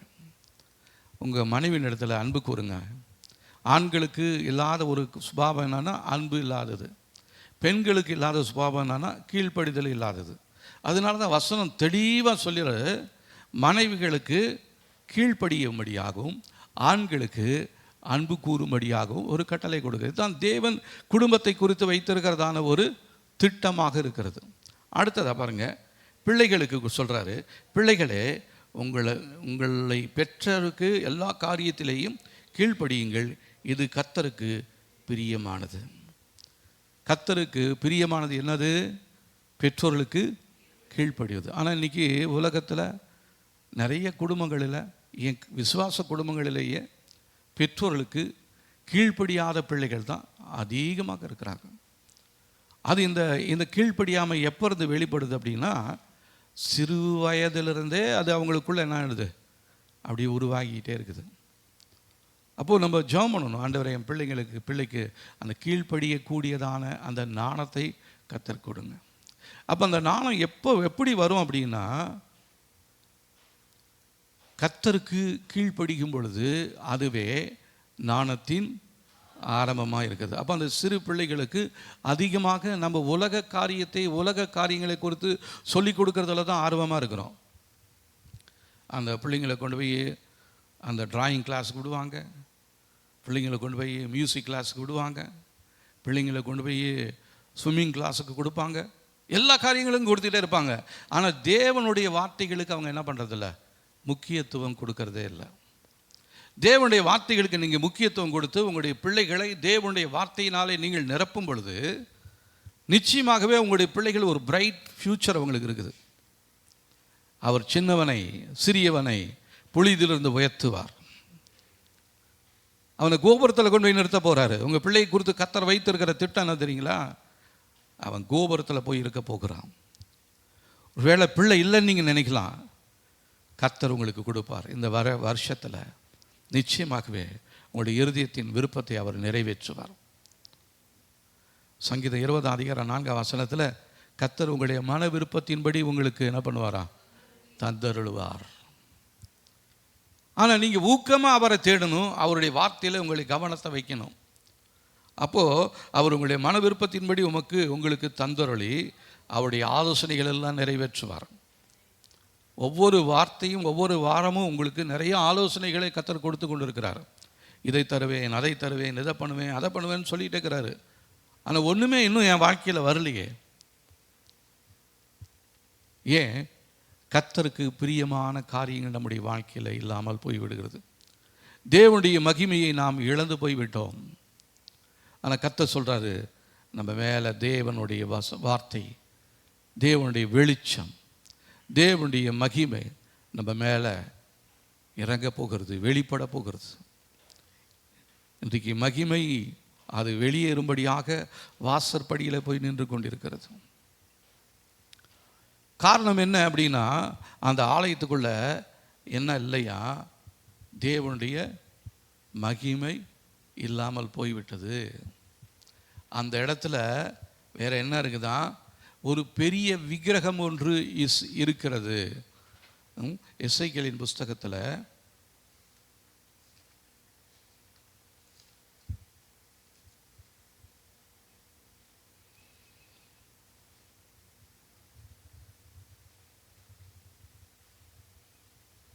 8ஆம் அதிகாரம் 3ஆம் வசனம் பாருங்க. கைப்போல் தோன்றினது அவர் நீட்டி என் தலைமயிரை பிடித்து என்னை தூக்கினார். ஆவியானவர் என்னை பூமிக்கும் வானத்துக்கும் நடுவே கொண்டு போய் தேவ தரிசனத்திலே என்னை எருசலேமின் வடதிசைக்கு எதிரான உள்வாசலின் நடையிலே விட்டார். அங்கே எரிச்சல் உண்டாக்குகிற விக்கிரகத்தின் ஸ்தானம் இருந்தது. கர்த்தருக்கு கோபமூட்டக்கூடியதான அந்த விக்கிரகம் அந்த இடத்துல இருந்தபடினால தான் கர்த்தருடைய மகிமை என்ன பண்ணிடுச்சு, அப்போ அது இருக்க வேண்டிய இடத்தை விட்டு அது புறப்பட்டு வாசற்படியில் வந்து நிற்கிறது. இப்போ அந்த மகிமையை நம்ம மறுபடியும் தக்க வைத்து கொள்ள வேண்டும் என்று சொன்னால், முதலாவது நம்முடைய இருதயத்தின் மேல் நாட்டப்பட்டிருக்கிற விக்கிரகங்களை, தேவனுக்கு பிரியமில்லாத சுபாவங்களை நம்மை விட்டு அகற்றி போடும்படியாக ஒப்பு கொடுத்து ஜெபிக்கணும். இந்த விக்கிரகம் அகற்றப்படாத வரையிலும் நம்மளால் தேவ மகிமையை மறுபடியும் ரெஸ்டோர் பண்ணவே முடியாது. அவருடைய மகிமை எல்லாத்தையும் சர்வத்தையும் ஆளுகிறது. ஒரே நிமிடத்தில் எல்லாத்தையும் உருக்குலைந்து எல்லாத்தையுமே உங்களை விட்டு எடுத்து போடுவதற்கு வல்லமையுள்ள மகிமை அது. ஆனால் இந்த இடத்துல நீங்களும் நானும் செய்ய வேண்டியவர்களாக இருக்கிறேன். என்ன செய்யணும்?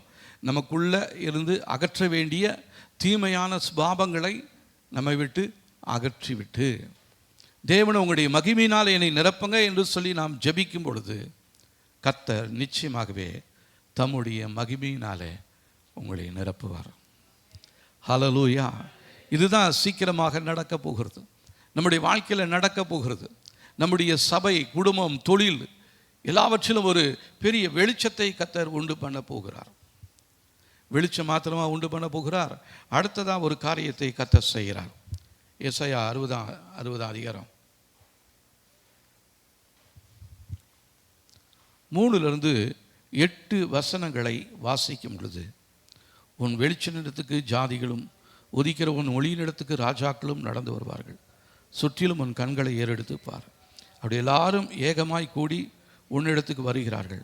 உன் குமாரர் தூரத்திலிருந்து வந்து உன் குமாரத்திகளும் பக்கத்திலே வளர்க்கப்படுவார்கள். அப்பொழுது நீ அதை கண்டு ஓடி வருவாய். உன் இருதயம் அதிசயப்பட்டு பூரிக்கும். கடற்கரையின் திரளான கூட்டம் உன் வசமாக திரும்பும். ஜாதிகளின் பலத்த சேனை உன்னிடத்தில் வரும்.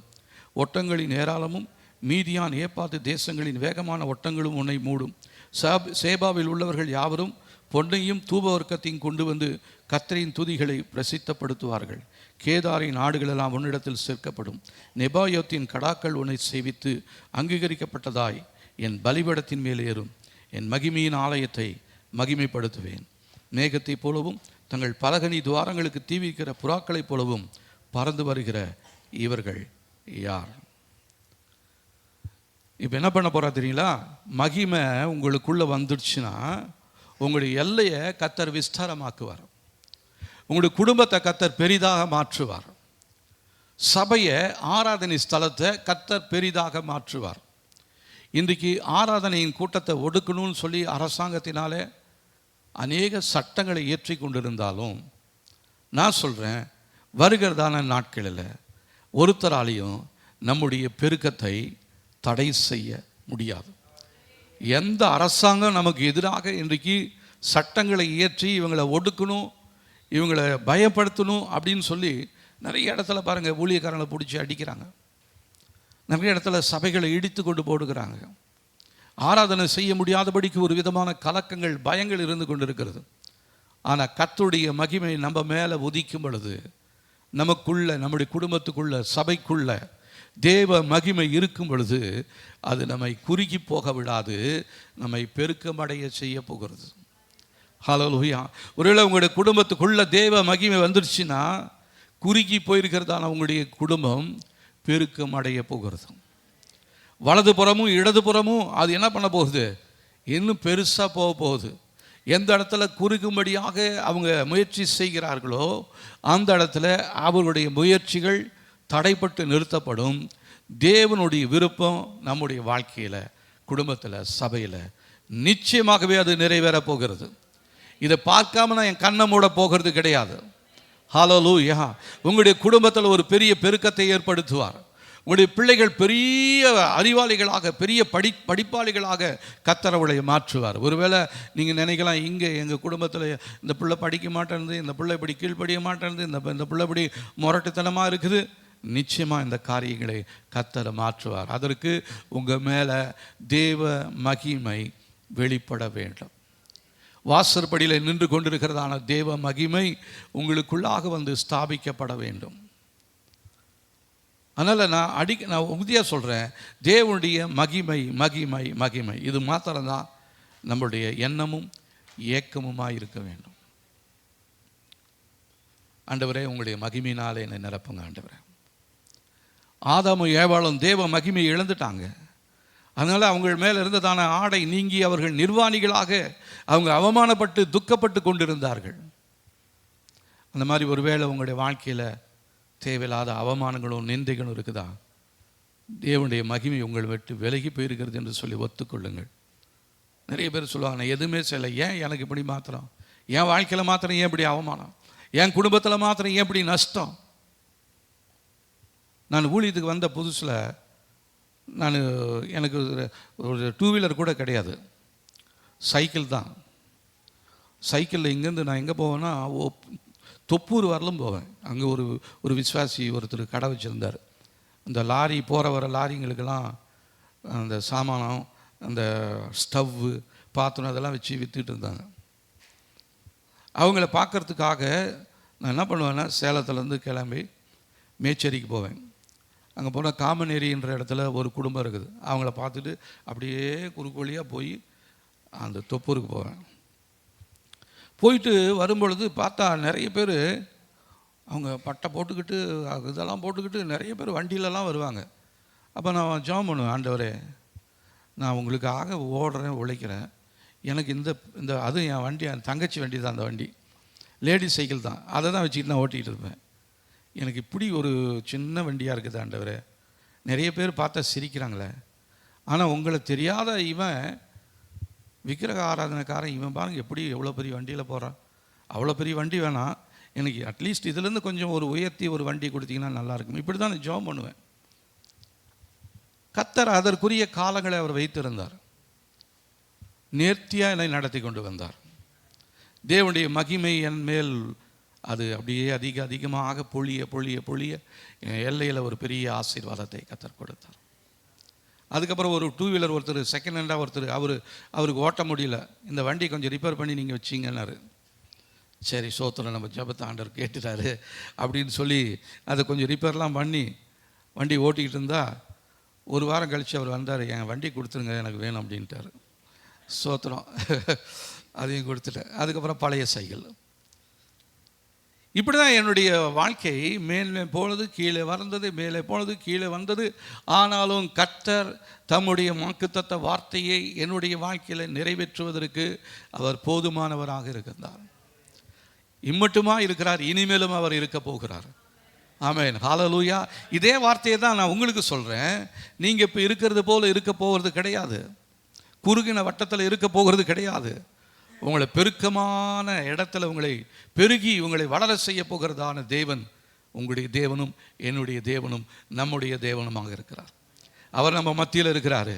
அவருடைய மகிமை நம்முடைய வாழ்க்கையில் பெரிதாக விளங்க வேண்டும் என்று சொல்லி அந்த வாஞ்சை மாத்திரம் நமக்குள்ளே இருந்தாவே போதும்.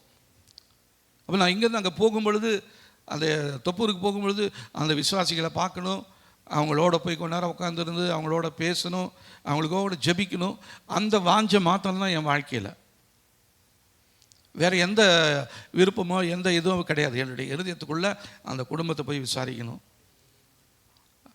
அவங்க ரோட்டு ஓரத்தில் கடை வச்சுருக்கிறாங்க, திடீர்னு ஒரு லாரி நிற்கும், ஏதோ ஒரு வியாபாரம் ஆகும், பக்கத்திலே நிறைய கடைகள் இருக்குது. அவங்க சொல்லுவாங்க, எங்கள் கடைக்கு வரத்துக்கு ஆட்களே குறைவாக இருக்குதுங்க, பக்கத்தில் நிறைய பேர் அப்படி போயிடுறாங்க, இப்படி வரவங்க யாரும் வரதில்லை அப்படின்வாங்க. இப்போ அவங்களுக்காக போய் நம்ம மனபாரத்தோடு ஜெபம் பண்ணுவேன், ஆண்டவரே, இந்த குடும்பத்தை நீங்கள் தெரிந்து கொண்டு இருக்கிறீங்க. அவங்க சென்னையிலேருந்து வந்தாங்க. அவங்களுடைய கதையை கேட்டிங்கன்னா, அவங்களுடைய மகாபலிபுரத்தில் ஒரு பெரிய கடை வச்சுருந்தாங்களா. அந்த கடை ஒரு நாள் நெருப்பு பிடிச்சி எல்லாம் எரிஞ்சு போயிடுச்சு. எரிஞ்சு போன பின்னாடி அந்த கடையில் இருந்த ஒரே ஒரு வசனம் மாத்திரம் எரியாமல் அப்படியே இருந்துச்சான். அதை எடுத்து வச்சிருக்கிறார் அவர். அதில் என்ன வசனம் தெரியுங்களா? கர்த்தர் எனக்காக யாவையும் செய்வார். அந்த வசனம் தாங்க இந்த மட்டும் என்னை தாங்குது, என்னை நடத்துதுங்க அப்படின்னு சொன்னார். அப்போது கர்த்தர் நமக்காக எல்லாவற்றையும் செய்து முடித்துட்டார். சங்கீதத்தில் வாசிக்கிறோம், கர்த்தர் யாவையும் எனக்காக செய்து முடிப்பார். ஆனால் நீங்களும் நான் என்ன சொல்கிறோம்? எல்லாவற்றையும் செய்து முடித்தார். ஹல்லேலூயா. ஆனால் தான் அவர் சிலுவையில் ஜீவனை விடும் பொழுது எல்லாம் முடிந்ததுன்னு சொன்னார். என் பிள்ளைகளுக்காக என்ன செய்யணும்னு நான் நினச்சேனோ அத்தனையும் நான் செஞ்சு முடிச்சிட்டேன்.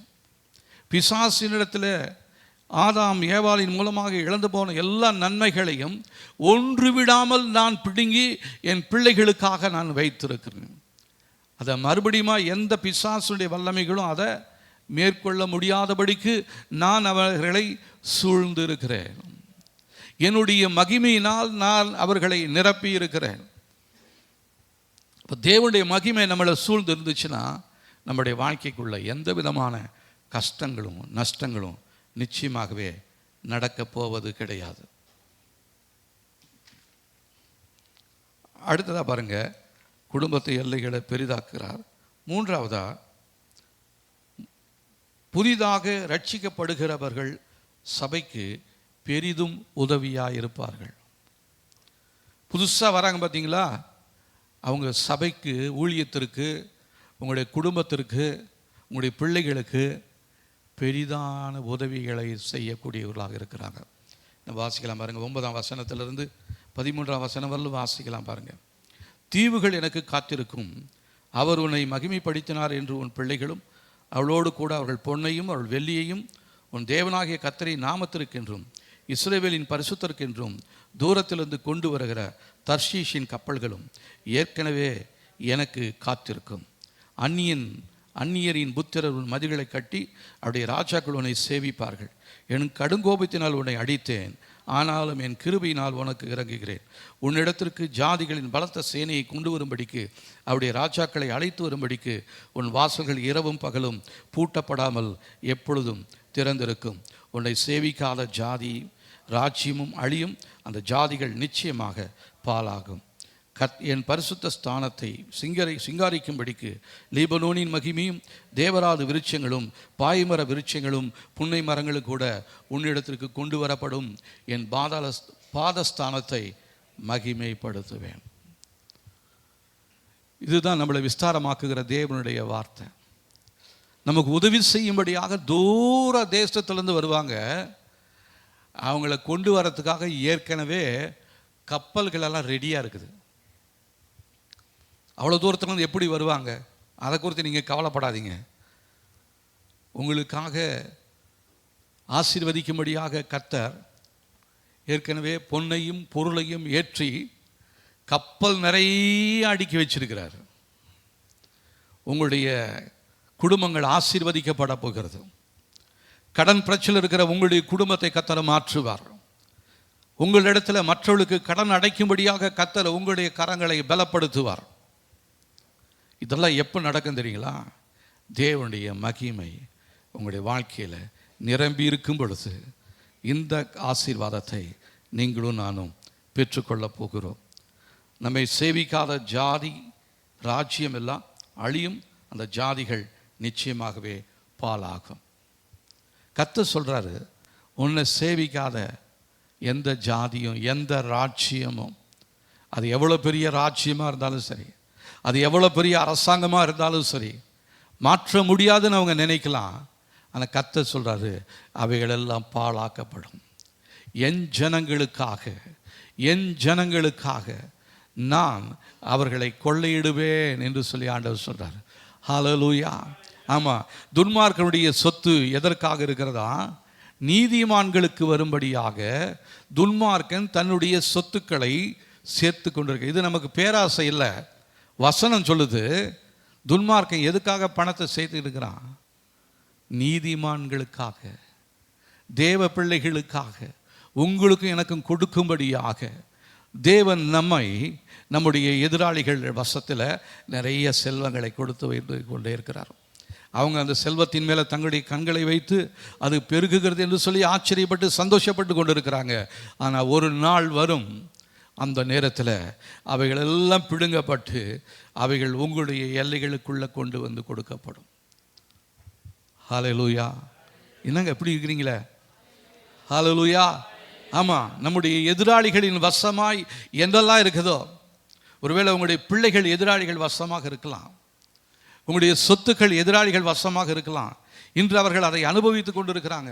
உங்களிடத்தில் கேஸ் போட்டு உங்களுடைய சொத்துக்களை பிடுங்கி வைத்திருக்கலாம். உங்களுக்கு சேர வேண்டிய நன்மைகளை திருட்டுத்தனமாக வாங்கியிருக்கலாம். அல்லது உங்களுக்கு முன்பாக அவங்க போய் பணத்தை கொடுத்து அவங்க எம்எல்ஏ பார்த்து, எம்பியை பார்த்து, அவங்கள பார்த்து, இவங்கள பார்த்து எல்லாம் ரெடி பண்ணி அவங்க வச்சுருக்கலாம். கவலைப்படாதீங்க, அது மேலே உங்களுடைய கண்ணை வைக்காதீங்க. உங்கள் கண் எங்கே இருக்குன்னு தெரியுமா? கர்த்தருடைய மகிமை மேலே தான் இருக்கணும். ஆண்டவரே, உங்களுடைய மகிமையினால் என்னை மூடுங்கப்பா, உங்களுடைய மகிமை என் மேலே உதிக்கிட்டான் ஆண்டவரே, என் குடும்பத்தை உங்களுடைய மகிமையினால் நிரப்புங்க ஆண்டவரே அப்படின்னு நீங்கள் இங்கே ஜெபிக்க ஜெபிக்க ஜெபிக்க கர்த்தருடைய கரமானது உங்களுக்கு சேர வேண்டிய காரியங்கள் எவ்வளவு தூரத்தில் இருந்தாலும் சரி, எத்தனை ஆயிரம் மைல்களுக்கு அப்புறமாக இருந்தாலும் சரி, உங்களால் பார்க்க முடியாத எல்லைகளில் இருந்தாலும் சரி, அவைகளை கர்த்தர் உங்களுக்கென்று கொண்டு வரப்போகிறார். ஹல்லேலூயா. உங்களுடைய பிள்ளைகள் எவ்வளோ தூரத்தில், ஒருவேளை உங்ககிட்ட கீழ்ப்படியாமல் உங்கள் பிள்ளைங்க உங்களுடைய எதிராளிகள் வசமாக இருக்கலாம். ஒரு பழமொழி சொல்லுவாங்க, ஆடு பகையன் குட்டி உறவு. நம்மளை பிடிக்காது, ஆனால் நம்ம பிள்ளைங்களை சேர்த்துக்குவாங்க. எதுக்கு தெரியுங்களா?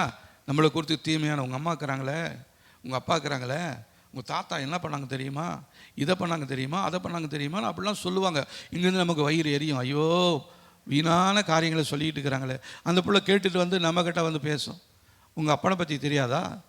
உங்கள் தாத்தாவை பற்றி தெரியாதா? உங்களுக்கு எப்படி இந்த சொத்து வந்துச்சுன்னு எங்களுக்கு தெரியாதா அப்படின்னு அவங்க பேசுவாங்க. அந்த நேரத்தில் நமக்கு வயிறெல்லாம் பற்றிக்கிட்டு எரியும். கவலையே படாதீங்க, உங்களுடைய வயிறு அந்த எரிச்சலினால் நிரம்பாமல் உங்களுடைய வாழ்க்கை தேவனுடைய மகிமையினால் நிரம்பு இருக்கும் பொழுது கர்த்தர் அந்த எரிச்சல்கள் எல்லாம் மாற்றுவார். உங்களுடைய துக்கத்தை கர்த்தர் மாற்றுவார். உங்களுடைய கண்ணீரை கர்த்தர் துடைப்பார். உங்களுடைய கரத்தை பிடித்து நான் உனக்கு முன் செல்கிறேன் என்று சொல்லி நம்மை நடத்தி கொண்ட போகிறதான தேவன் அவர் நம்மை நடத்த போகிறார். ஹல்லேலூயா. ஆனால் இந்த நாட்களில் நம்முடைய வாஞ்சை ஒன்றே ஒன்றா தான் இருக்கணும். தேவனுடைய மகிமை நம்முடைய வாழ்க்கையில் நிரம்பணுங்க. அப்போ நம்முடைய எல்லைகள் பெருகுகிறதாக இருக்கிறது. அடுத்ததாக, நான்காவதாக, சபையானது ஜனங்களின் மத்தியிலே பெருமையாக மாறும். அதன் கிரியைகள் மிகவும் பெரிதாய் மாறும். 14ஆம் வசனத்திலிருந்து 16ஆம் வசனம் வரலும் வாசிக்கலாம் பாருங்கள்.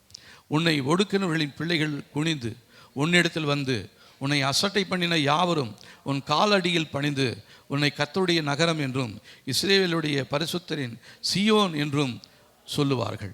நீ நிகழப்பட்டதும் கைவிடப்பட்டதும் ஒருவரும் கடந்து நடவாததுமாய் இருந்தாய்.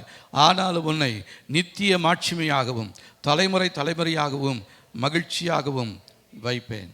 நீ ஜாதிகளின் பாலை குடித்து ராஜாக்களின் முளைப்பாலையும் உண்டு. கர்த்தராகிய நான் இரட்சகர் என்றும் யாக்கோபின் வல்லவர் உன் மீட்பர் என்றும் அறிந்து கொள்ளுவாய். ஹல்லேலூயா. நம்முடைய குடும்பத்தை கர்த்தர் பெருமைப்படுத்த போகிறார். அந்த ராஜாக்களின் முளைப்பாலையும் அப்படின்னா இந்த இருக்கிறதுலையே நல்ல ஒரு ஸ்ட்ராங்கான ஒரு ஃபுட் என்ன தெரியுங்களா? தாய்ப்பால் தான், இல்லைங்களா? அப்போது ஆண்டவர் என்ன சொல்கிறாரு, உன் பிள்ளைங்களை நான் ராஜாக்களாக மாற்ற போகிறேன். இன்றைக்கி பார்த்துக்கிட்டு இப்படியே ரொம்ப இழைச்சி போய் துரும்பாக இருக்கிறீங்க, நீங்கள் வேதனைப்படுறீங்க பாருங்கள். உன் பிள்ளைகளுடைய பலன் பெரிதாக இருக்க போகிறது. காண்டா மிருகத்திற்குரிய பலனை கர்த்தர் கொடுக்க போகிறார். இதுதான் தேவன் இந்த நாட்களில் நமக்கு வாக்கு பண்ணியிருக்கிறார்.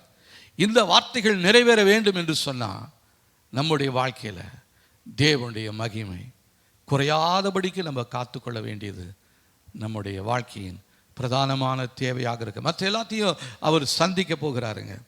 அவங்க என்ன பண்ணுவாங்களாம், ஒடுக்கினவர்கள் ஒடுக்கினவர்கள் பிள்ளைகளும் குனிந்து உன்னிடத்தில் வந்து உன்னை அசட்டை பண்ணின யாவரும் உன் காலடியில் பணிந்து உன்னை கர்த்தருடைய நகரம் என்றும் இஸ்ரவேலுடைய பரிசுத்தரின் சீயோன் என்றும் சொல்லுவார்கள். உன்னை இனிமேல் கைவிடப்பட்டவன் சொல்ல போகிறது கிடையாது, தாழ்த்தப்பட்டவன் என்று சொல்ல போகிறது கிடையாது, வசதியற்றவன் என்று சொல்ல போகிறது கிடையாது, படிப்பற்றவன் என்று ஒருவரும் சொல்ல முடியாது. காரணம், என்னுடைய தேவனுடைய கரம் என்னோடு இருக்கிறது.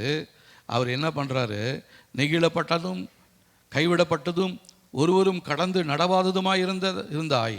ஆனால் உன்னை நித்திய மாட்சிமை அடையும் தலைமுறை தலைமுறையாகவும் மகிழ்ச்சியாகவும் வைப்பேன். ஒருத்தரும் இதுவரை உங்களை தேடி வந்திருக்கவே மாட்டாங்க. உங்களை பார்த்தா முகத்தை திருப்பிக்கிட்டு போவாங்க. நிறைய நேரத்தில் வேதனைப்பட்டிருக்கிறோம் இல்லைங்களா? நம்ம சொந்தக்காரர்கள் போய் யார்ட்டையாச்சும் இன்ட்ரடியூஸ் பண்ணால் அவங்க இல்லைன்னு சொன்னாங்கன்னா அது எப்படி இருக்கும்? அந்த மாதிரி சம்பவங்கள் என் வாழ்க்கையில் நிறைய காரியங்கள் நான் கற்றுக்கொண்டு இருக்கிறேன். ஒருவேளை எங்களுடைய ரொம்ப சொந்தக்காரங்க, உறவுக்காரங்க, அவங்க எங்களோட பழகின, எங்கள் குடும்பத்தோடு பழகினதால ஒருத்தர் ரொம்ப தூரத்துலேருந்து ஒருத்தர் வந்திருந்தார். அப்போ அவங்க கேட்டாங்க, நீங்கள் உங்கள் சொந்தக்காரங்க எங்கே இருக்கிறாங்க? அவங்க எங்கே தான் பக்கத்தில் தான் இருக்கிறாங்க. நான் சும்மா வாங்க நான் கூட்டிகிட்டு போய் காமிக்கிறேன் அப்படின்ட்டு அவங்கள ஆட்டோவில் ஏற்றிக்கிட்டு அந்த குறிப்பிட்டதான எங்களுடைய சொந்தக்காரங்க வீட்டுக்கு போய் வாசலில் நின்று கதவு தட்டினேன். அந்த வீட்டுக்கு சொந்தக்காரர் வந்தார். என்னை பார்த்தோன்னே அவருடைய முகம் பெரிய அப்படி ஒரு மாதிரி சிவந்து போயிடுச்சு. பின்னாடி இருக்கிற மனுஷனையும் பார்த்தார். அப்போ யாரோ வந்திருக்காங்க அப்படின்ட்டு, அவருக்கு தமிழ் தெரியாது என் கூட வந்தவருக்கு. இவர் சொல்கிறாரு, நீ மாத்திரம் வரக்கூடாது, நீ வெளியே நில்லு. ஐயா வாங்க உள்ளே வாங்கய்யா அப்படின்னு அவரை கூப்பிட்றாரு. அப்போ இந்த முகத்தை பார்த்ததான இந்த மனிதருக்கு ஏதோ புரிஞ்சிடுச்சு, ஏதோ பிரச்சனை இவங்களுக்குள்ள அப்படின்ட்டு அவர் உள்ளே போய் உட்காந்து பேசிட்டுன்ட்டு ஒரு மணி நேரம் பேசிகிட்டு இருந்தார். அதுக்கப்புறம் வெளியே வந்துட்டார். மறுபடியும் என்னோட ஆட்டோவில் வந்துட்டு, உங்களுக்கும் அவங்களுக்கும் என்ன பிரச்சனை அப்படின்னாரு. இல்லை ஒரு சின்ன பிரச்சனை தான், ஒரு குடும்ப பிரச்சனை தான். உங்கள் மேலே இவ்வளோ கோபமாக இருக்காங்களே? தெரியல, எனக்கு கோபம் இல்லை, நான் கூட்டிகிட்டு வந்தேன், ஆனால் அவங்க இப்படி பண்ணுவாங்கன்னு எனக்கு தெரியல. பரவாயில்ல, தெரிஞ்சிருந்தாலும் நான் கூட்டிகிட்டு வந்திருப்பேன் உங்களை. ஏன்னா ரொம்ப தூரத்துலேருந்து வந்திருக்கீங்க, பார்க்கணுன்னு வந்திருக்கீங்க, நீங்கள் பார்த்துட்டீங்கள, ரொம்ப சந்தோஷம் அப்படின்ட்டு வந்தேன். ஆனால் இன்னைக்கு அந்த சொந்தக்காரங்க என்னை தேடி என்கிட்ட வந்து, நான் அதுக்காக பெருமையாக சொல்லலை, என்கிட்ட நிறைய காரியங்களை உதவியாக கேட்டுகிட்டே இருக்கிறாங்க. அப்போது அது தெரிந்ததான ஒருத்தர் என்கிட்ட கேட்டார், நீங்கள் எப்படி அவங்களுக்கு செய்கிறீங்க? தெரியல, எனக்குள்ளே இருக்கிற தேவனுடைய அன்பு எனக்கு இப்போ நீங்கள் சொன்னதுனால தான் அவங்க என் வாழ்க்கையில் செஞ்ச சில காரியங்கள் எனக்கு ஞாபகம் வருது. ஆண்டவரே, அதை மறக்கிறதுக்கு எனக்கு உதவி செய்யுங்க. நான் அவங்கள ஃப்ரெஷ்ஷாக பார்க்கணும் ஆண்டவரே, அவங்களுடைய வாழ்க்கையை நீங்கள் ஆசீர்வதிங்கன்னு தான் சொல்கிறேன் நான். அப்போது நம்மளை பார்த்துட்டு என்ன சொல்லுவாங்களாம், கைவிடப்பட்டதும் நெகிழப்பட்டதும் ஒருவரும் கடந்து நடவாததுமாய் இருந்தாய். அப்படி தான் இருந்த, ஆனால் உன்னை நித்திய மாட்சிமையாகவும் தலைமுறை தலைமுறையாக இருக்கும் மகிழ்ச்சியாகவும் வைப்பேன். ஹல்லேலூயா. அவர்களோ இடறி விழுவார்கள், நாங்களோ நிமிர்ந்து நிற்க போகிறோம். ஹல்லேலூயா. நம்முடைய எதிராளிகள் என்ன பண்ணுவாங்கன்னா இடறி விழ போகிறாங்க, நம்மளை கர்த்தர் என்ன பண்ணுவார்? நிமிர்ந்து நிற்க செய்ய போகிறார். இந்த ஆசீர்வாதம் உங்கள் வாழ்க்கையில் வரணும்னா உங்களுடைய வாழ்க்கையில் தேவனுடைய மகிமை நிரம்பி இருக்க வேண்டியது மிகவும் அவசியமாக இருக்கிறது. அப்போ நீங்கள் இந்த மகிமைக்குரிய காரியங்களை, இந்த ஜெபத்தை, இந்த ஜெப குறிப்புகளை நாங்கள் பிரிண்ட் பண்ணி வைத்திருக்கிறோம். இந்த காரியங்களை நீங்கள் நிச்சயமாக இந்த 60 நாள் நீங்கள் ஜெபம் பண்ணிக்கிட்டே இருங்க. நிச்சயமாக உங்களை விட்டு விலகி போனதான, கடந்து போனதான எல்லா மகிமையும் உங்களை தேடி வரப்போகிறது. பலவீனப்பட்டு ஒடுங்கி போனதான உங்களுடைய வாழ்க்கையை கர்த்தர் என்ன பண்ணுவார் அப்படின்னா, நீங்கள் ஜாதிகளின் பாலை குடித்து ராஜாக்களின் முளைப்பாலையும் உண்டு, கர்த்தராகிய நான் இரட்சகர் என்றும் யாக்கோபியன் வல்லவர் உன் மீட்பர் என்றும் அறிந்து கொள்ளுவாய். நீ அறிந்து கொள்ளணுன்றதுக்காக தான் நான் இந்த காரியங்களெல்லாம் செய்கிறேன்.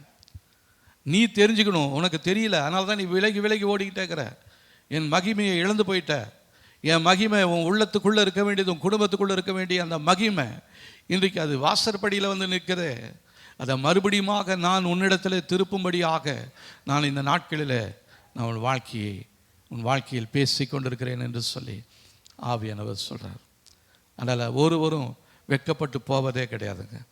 அடுத்த பாருங்க, 5வது, சபையின் சமாதானமும் சந்தோஷமும் பெருகும். 17ஆம் வசனமும் 18ஆம் வசனமும் வாசிக்கலாம் பாருங்க. நான் வெண்கலத்துக்கு பதிலாக பொன்னையும், இரும்புக்கு பதிலாக வெள்ளியையும், மரங்களுக்கு பதிலாக வெண்கலத்தையும், கற்களுக்கு பதிலாக இரும்பையும் வரப்பண்ணி உன் கண்காணிகளை சமாதானம் உள்ளவர்களும் உன் தண்டற்காரரை நீதியுள்ளவர்களும் ஆக்குவேன். இனி கொடுமை உன் தேசத்திலும் அழிவும் நாசமும் உன் எல்லைகளிலும் கேட்கப்பட மாட்டாது. உன் மதில்களை ரட்சிப்பு என்றும் உன் வாசல்களை துதி என்றும் சொல்லுவாய். ஹல்லேலூயா. நம்முடைய மதில்கள் என்ன பண்ண போகிறது? ரட்சிப்பு என்கிறதான மதில் இப்போ என்ன பண்ணிடுச்சு? மதில்கள் எல்லாம் உடைக்கப்பட்டிருக்கிறது. எதிராளிகளினால், சத்துருக்களினால் சேதப்படுத்தப்பட்டிருக்கிறது. ஆங்காங்கே உடைந்த பகுதிகளில் பயன்படுத்தி உள்ளே திருடர்களும் களவாணிகளும் உள்ளே வந்து உங்களிடத்தில் இருக்கிறதான பொருட்களை, சமாதானத்தை, சந்தோஷத்தை திருடி போயிட்டு இருக்கிறாங்க. கவலைப்படாதீங்க. நீங்கள் எழுந்து போனதான சமாதானத்தை, உங்களிடத்திலிருந்து திருடி செல்லப்பட்டதான சுகத்தை நீங்கள் மறுபடியும் பெற்றுக்கொள்ள போகிறீங்க. உங்களுடைய பலவீனத்தை கர்த்தர் பலமுள்ளவர்களாய் மாற்றப் போகிறார். ஹல்லேலூயா. பலவான என்னை மாற்றினீர், அந்த பாடலை பாடலாமா? கர்த்தர் நம்முடைய வாழ்க்கையை பலமுள்ளவர்களாக மாற்றப் போகிறார். பலனில்லாத நமக்கு கர்த்தர் தம்முடைய பலனினால நம்மை நிரப்பப் போகிறார். பலவான என்னை மாற்றினீரே. ஹல்லேலூயா. ஸ்தோத்திரம்.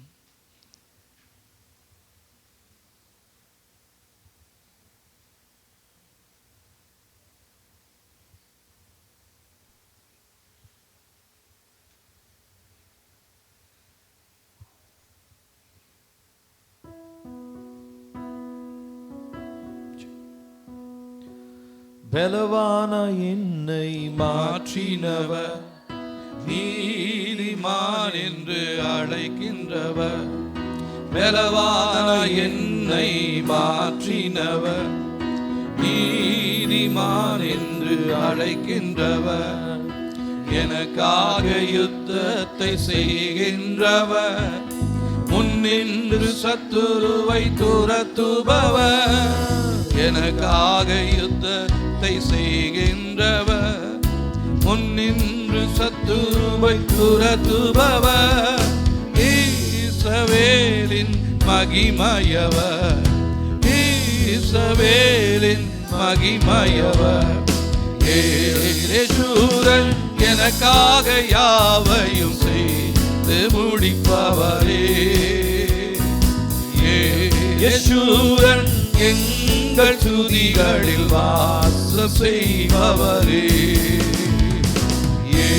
யேசூரன் எனக்காக யாவையும் செய்து முடிப்பவரே.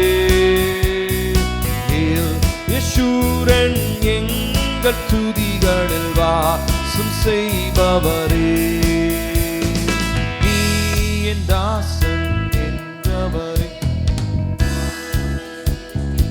என்றவரே. நீ என் தாசன் என்றவரே. நான் உன்னை சீருசித்தேன் என்றவரே.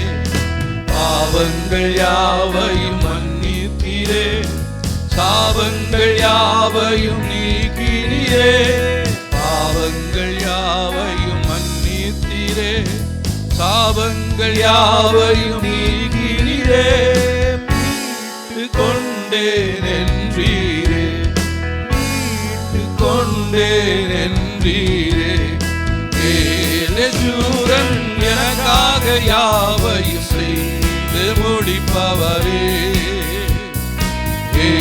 யேசூரன் எங்கள் துதிகளில் வாசம் செய்பவரே. யேசூரன் எனக்காக யாவையும் செய்து முடிப்பவரே. யேசூரன் எங்கள் துதிகளில் வாசம் செய்பவரே. பயப்படாதே என்றவரே, நான் உன்னை மறவேன் என்றவரே. பயப்படாதே என்றவரே, நான் உன்னை மறவேன் என்றவரே. சந்ததி மேல் உன் ஆவியையும், சந்தானத்தின் மேல் ஆவியையும், சந்ததி மேலும் ஆவியையும், சந்தானத்தின் மேல் ஆவியையும் ஊற்றி ஊற்றி நிறைத்தவரே. ஊற்றி ஊற்றி நிறைத்தவரே. யேசூரன் எனக்காக யாவையும் செய்து முடிப்பவரே. யேசூரன் எனக்காக துதிகளை வாசம் செய்பவரே. யேசூரன் எனக்காக யாவையும் செய்து முடிப்பவரே.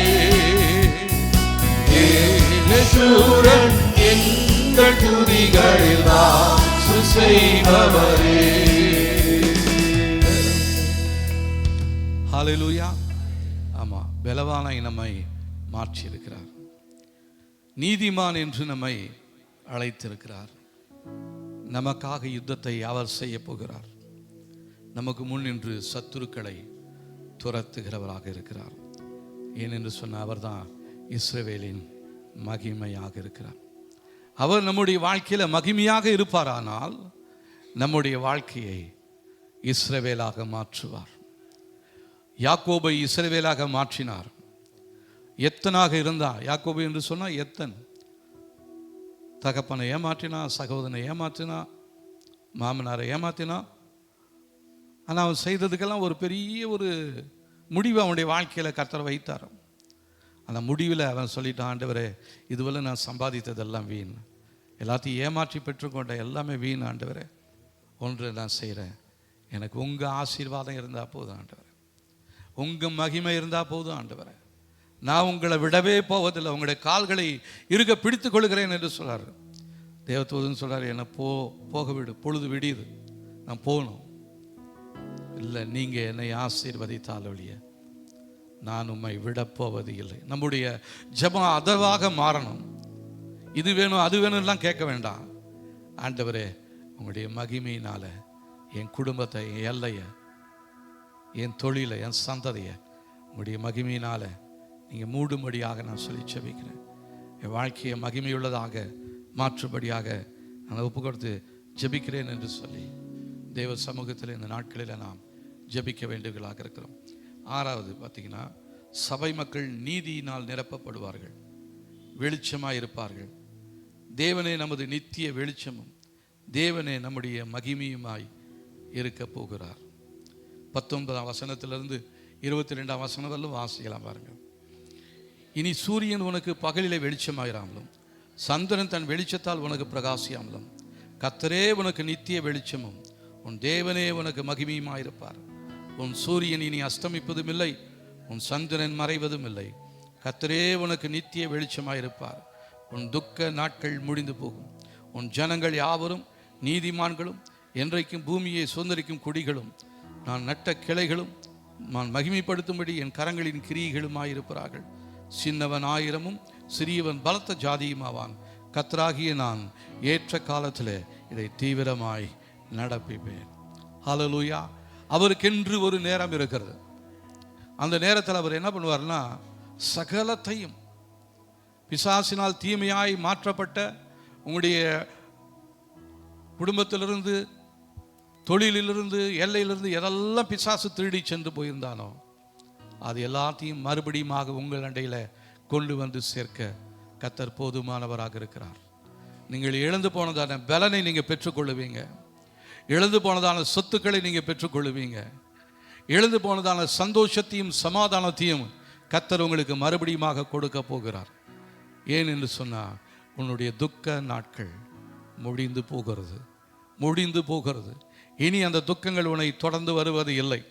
நிறைய குடும்பத்து மேலே தொடர்ந்து சில காரியங்கள், துக்கமான காரியங்கள் சம்பவித்து கொண்டே இருக்கிறது. நஷ்டங்கள் தொடர்ந்து வந்து கொண்டே இருக்கிறது.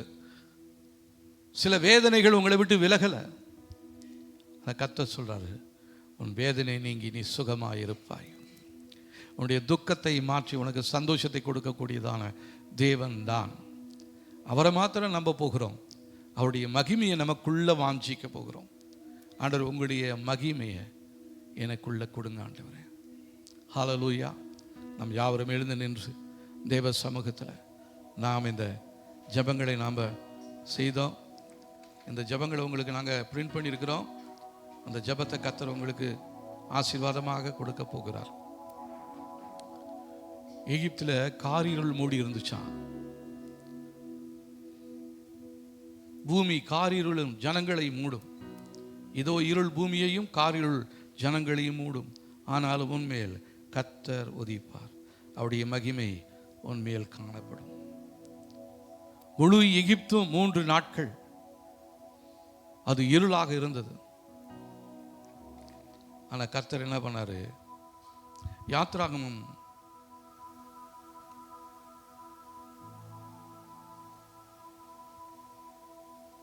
10ஆம் அதிகாரம்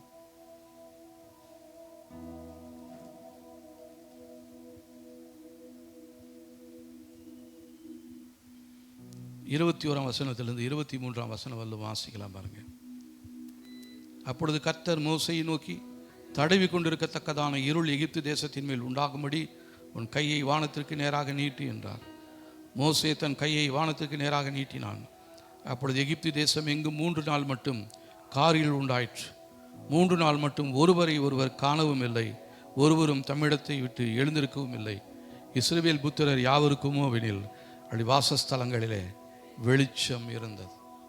பூமி காரிருளை மூடலாம், அதை பார்த்து நம்ம பயப்பட வேண்டிய அவசியம் கிடையாது. இது என்னமா முடியுமோன்னு நம்ம அங்கலாய்க்க வேண்டாம். காரணம், நம்முடைய எல்லைகளுக்குள்ள கர்த்தருடைய மகிமை வெளிச்சமாக இருக்கிறது. நமக்கு மேலே தேவன் பாதுகாப்பை கொடுக்கிறார். வெறுமையாக இருந்ததான நம்முடைய வாழ்க்கையில தேவன் சமாதானத்தையும் சந்தோஷத்தினாலும் நிரப்ப போகிறார். பலவீனமான நம்முடைய சரீரத்தில் கர்த்தர் பலனாய் விளங்க போகிறார்.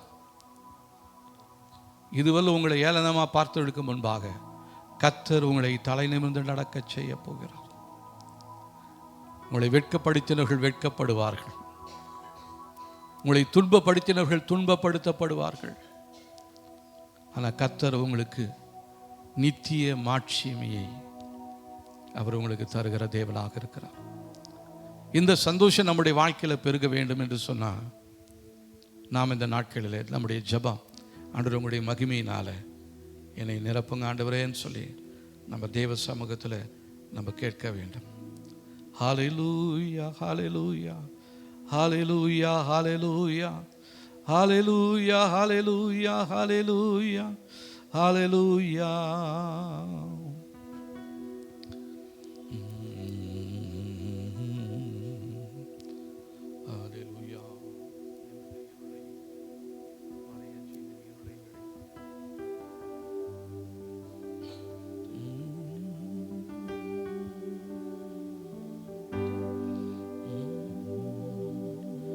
எனது விளக்கு எரிய செய்தி, இரவை பகலாக்கினி.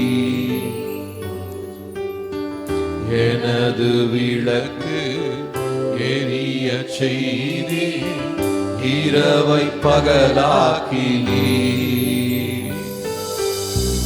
எரிந்து கொண்டிருப்பேன் எப்போதும் உமக்காய், என் ஜீவன் பிரியும் வரை. எரிந்து கொண்டிருப்பேன் எப்போதும் உமக்காய், என் ஜீவன் பிரியும் வரை. எரிந்து கொண்டே இருப்பேன் எப்போதுமே உமக்காய், என் ஜீவன் பிரியும் வரை. எரிந்து கொண்டே இருப்பேன், எரிந்து கொண்டே இருப்பேன் எப்போதுமே உமக்காய், என் ஜீவன் பிரியும் வரை. எரிந்து கொண்டே இருப்பேன். எனது விளக்கு எரிய செய்தே, இரவை பகலாக்கினி. எனது விளக்கு எரிய செய்தே, இரவை பகலாக்கினி. எரிந்து கொண்டிருப்பேன் எப்போது உமக்காய், என் ஜீவன் பிரியும் வரை. எரிந்து கொண்டிருப்பேன் எப்போது உமக்காய், என் ஜீவன் பிரியும் வரை.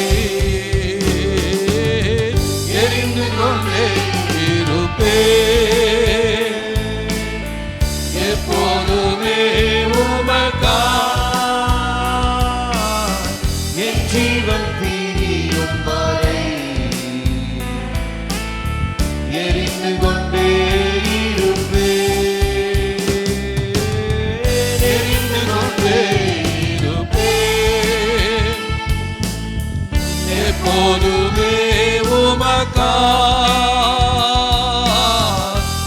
ஜீவன் பிரியும் வரை எரிந்து கொண்டே இருப்பே. துயரத்தில் கூப்பிட்டேன், உதவிக்காய் கதறினேன், அழுகுரல் கேட்டீரையா. துயரத்தில் கூப்பிட்டேன், உதவிக்காய் கதறினேன், அழுகுரல் கேட்டீரையா. குனிந்து தூக்கினீர், பெரியவனாக்கினீர், உமது காருண்யத்தால். குனிந்து தூக்கினீர், பெரியவனாக்கினீர், உமது காருண்யத்தால். குனிந்து தூக்கினீரே, பெரியவனாக்கினீரே, உமது காருண்யத்தால். குனிந்து தூக்கினீரே, குனிந்து தூக்கினீரே, பெரியவனாக்கினீரே, உமது காருண்யத்தால். குனிந்து தூக்கினீரே.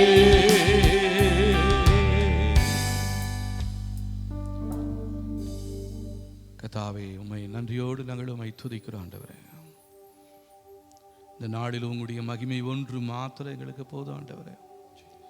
வேறொன்றையும் நாங்கள் உம்மிடத்தில் கேட்கல ஆண்டவரே. எங்களிடத்திலிருந்து கடந்து போயிருந்ததான அந்த மகிமையை, எங்களுடைய வாசற்படியில் நின்று கொண்டிருக்கிற அந்த மகிமையை மறுபடியுமாக எங்களிடத்தில் திரும்ப செய்ய நீங்கள் போதுமானவராக இருக்கிறீங்க ஆண்டவரே.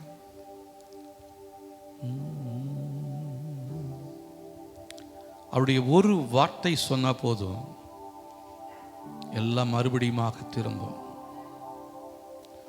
யோசுவாவின் ஒரு வார்த்தையை கேட்டு சூரியனும் சந்திரனும் அது அப்படியே நின்றது பார்த்தீங்களா?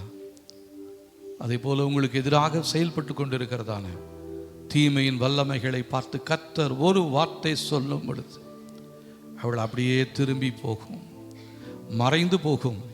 உங்களுடைய வாழ்க்கையில் ஒரு மறுமலர்ச்சியை கர்த்தர் ஏற்படுத்த போகிறார். இதுவரையிலும் வேதனையால் இருந்ததான உங்களுடைய இருதயத்தில் கர்த்தர் சந்தோஷமான ஒரு மாற்றத்தை இந்த நாட்களில் கர்த்தர் கொடுக்க போகிறார். குறிப்பிட்ட பலவீனத்தினாலே உங்களுடைய வாழ்க்கையில் நீங்கள் இழந்து போய் இருக்கிறதான அந்த சந்தோஷத்தை, சமாதானத்தை கர்த்தர் இந்த நாட்களில் மறுபடியுமாக உங்களுடைய வாழ்க்கையில் அவர் கொடுக்க போகிறார். இயேசு கிறிஸ்துவின் நாமத்தினாலே இழந்து போனதான எல்லா சுகத்தையும் எல்லா சந்தோஷத்தையும் உம்முடைய பிள்ளைகள் மறுபடியுமாய் பெற்றுக்கொள்ளும்படியாய் சொல்லி ஜெபிக்கிறேன் ஆண்டவரே. ஓரி பலாராதிரானியா ஷத்தரனே ரூரியா ஷராதிரான் துரோதிரானியா ரெகதுரானியா ஷந்துரைன மெரகபராதிரானியா சுயா. எந்த மருந்தினாலோ எந்த மருத்துவரினாலோ இதை மறுபடியுமாய் கொடுக்க முடியாததாக இருந்தாலும் கர்த்தர் தம்முடைய வார்த்தையின் வல்லமையினாலே உங்களுடைய வாழ்க்கையில் மறுபடியுமாய் அதை பிரகாசிக்க செய்ய போகிறார். இருண்டு போயிருக்கிறதான உங்களுடைய வாழ்க்கையில் ஒரு வெளிச்சத்தை கர்த்தர் கொடுக்கிறார். சந்தோஷம் இல்லாததான உங்களுடைய வாழ்க்கையில் கர்த்தர் திரளான சந்தோஷத்தை உங்களுக்கு கொடுக்க போகிறவராக இருக்கிறார். காரணம், அவருடைய மகிமை உங்கள் மேல் உதித்திருக்கிறது, அவருடைய வெளிச்சம் உங்கள் மேல் உதித்திருக்கிறது. ஓ ரபாபாலரதுரானியா சியாந்துரேனியா. ஓ ஹalleluya ஹalleluya ஹalleluya ஹalleluya ஹalleluya. பரலோக பிதாவே, இந்த நல்ல நாளுக்காக நன்றி. உங்களுடைய பிள்ளைகளாக எங்களுடைய வாழ்க்கையில் நீங்கள் மறுபடியுமாய் இழந்து போன அந்த மகிமையை கர்த்தாவே நீங்கள் நிரப்புவதற்காக நன்றி. யார் யாருடைய வாழ்க்கையில் இழந்து போனதாய் காணப்படுகிறதோ அந்த எல்லா ஆசீர்வாதங்களையும் எல்லா நன்மைகளையும் நீர் பல ஆயிரம் மடங்காய் திரும்ப பெற்றுக்கொள்ள உதவி செய்ய போதுமானவராக இருப்பதற்காக நன்றி ஆண்டவரே. சின்னவனை ஆயிரமாகி ஆண்டவரே நீங்கள் திரளாய் வர்த்திக்க செய்வதற்காக நன்றி ஆண்டவரே. அந்த வாக்குத்தத்த வார்த்தை இந்த நாளிலே எங்களுடைய வாழ்க்கையிலே நிறைவேறுவதற்காக நன்றி, நிறைவேற்றினதற்காக நன்றி ஆண்டவரே. தொடர்ந்து நம்முடைய பிள்ளைகள் உம்முடைய பாதத்தில் காத்திருக்க கர்த்தர் உதவி செய்யுங்க. இந்த இனி வருகிறதான இந்த 60 நாட்களும் இந்த ஜெபத்தை நம்முடைய பிள்ளைகள் இடைவிடாமல் செய்ய, உற்சாகத்தோடு செய்ய கர்த்தர் உதவி செய்யுங்க. இதற்கு எதிராக கிரியை செய்கிற எல்லா சோர்வுகளும் பலவீனங்களும் பிசாசுடைய தந்திரங்களும் இயேசுவின் நாமத்தினாலே பிள்ளைகளுடைய எல்லைகளை விட்டு வெளியேறுவதாக என்று சொல்லி கட்டளை கொடுக்கிறோம். கர்த்தர் தொடர்ந்து நடத்துங்க. இந்த வார்த்தைகளை கேட்டுக்கொண்டிருக்கிற நம்முடைய பிள்ளைகள் யாவருக்காக நன்றி. ஒருடைய வாழ்க்கையில் நீங்கள் செய்து வைத்திருக்கிற நன்மைகளை உங்களுடைய பிள்ளைகள் பார்க்க காண கர்த்தர் உதவி செய்யுங்க. எல்லா மகிமை மக்கே செலுத்துகிறோம். இயேசுவின் நாமத்தில் ஜெபிக்கிறோம் நல்ல பிதாவே, ஆமென் ஆமென். நம்முடைய கர்த்தராகிய இயேசு கிறிஸ்துவின் கிருபையும் பிதாவாகிய தேவனுடைய அன்பும் ஆவியானவருடைய காவலும் ஐக்கியமும் இன்றும் என்றும் சதா காலங்களிலும் நம் அனைவரோடும் கூட இருப்பதாக. Amen amen. Praise the Lord. கர்த்தர் நம்மை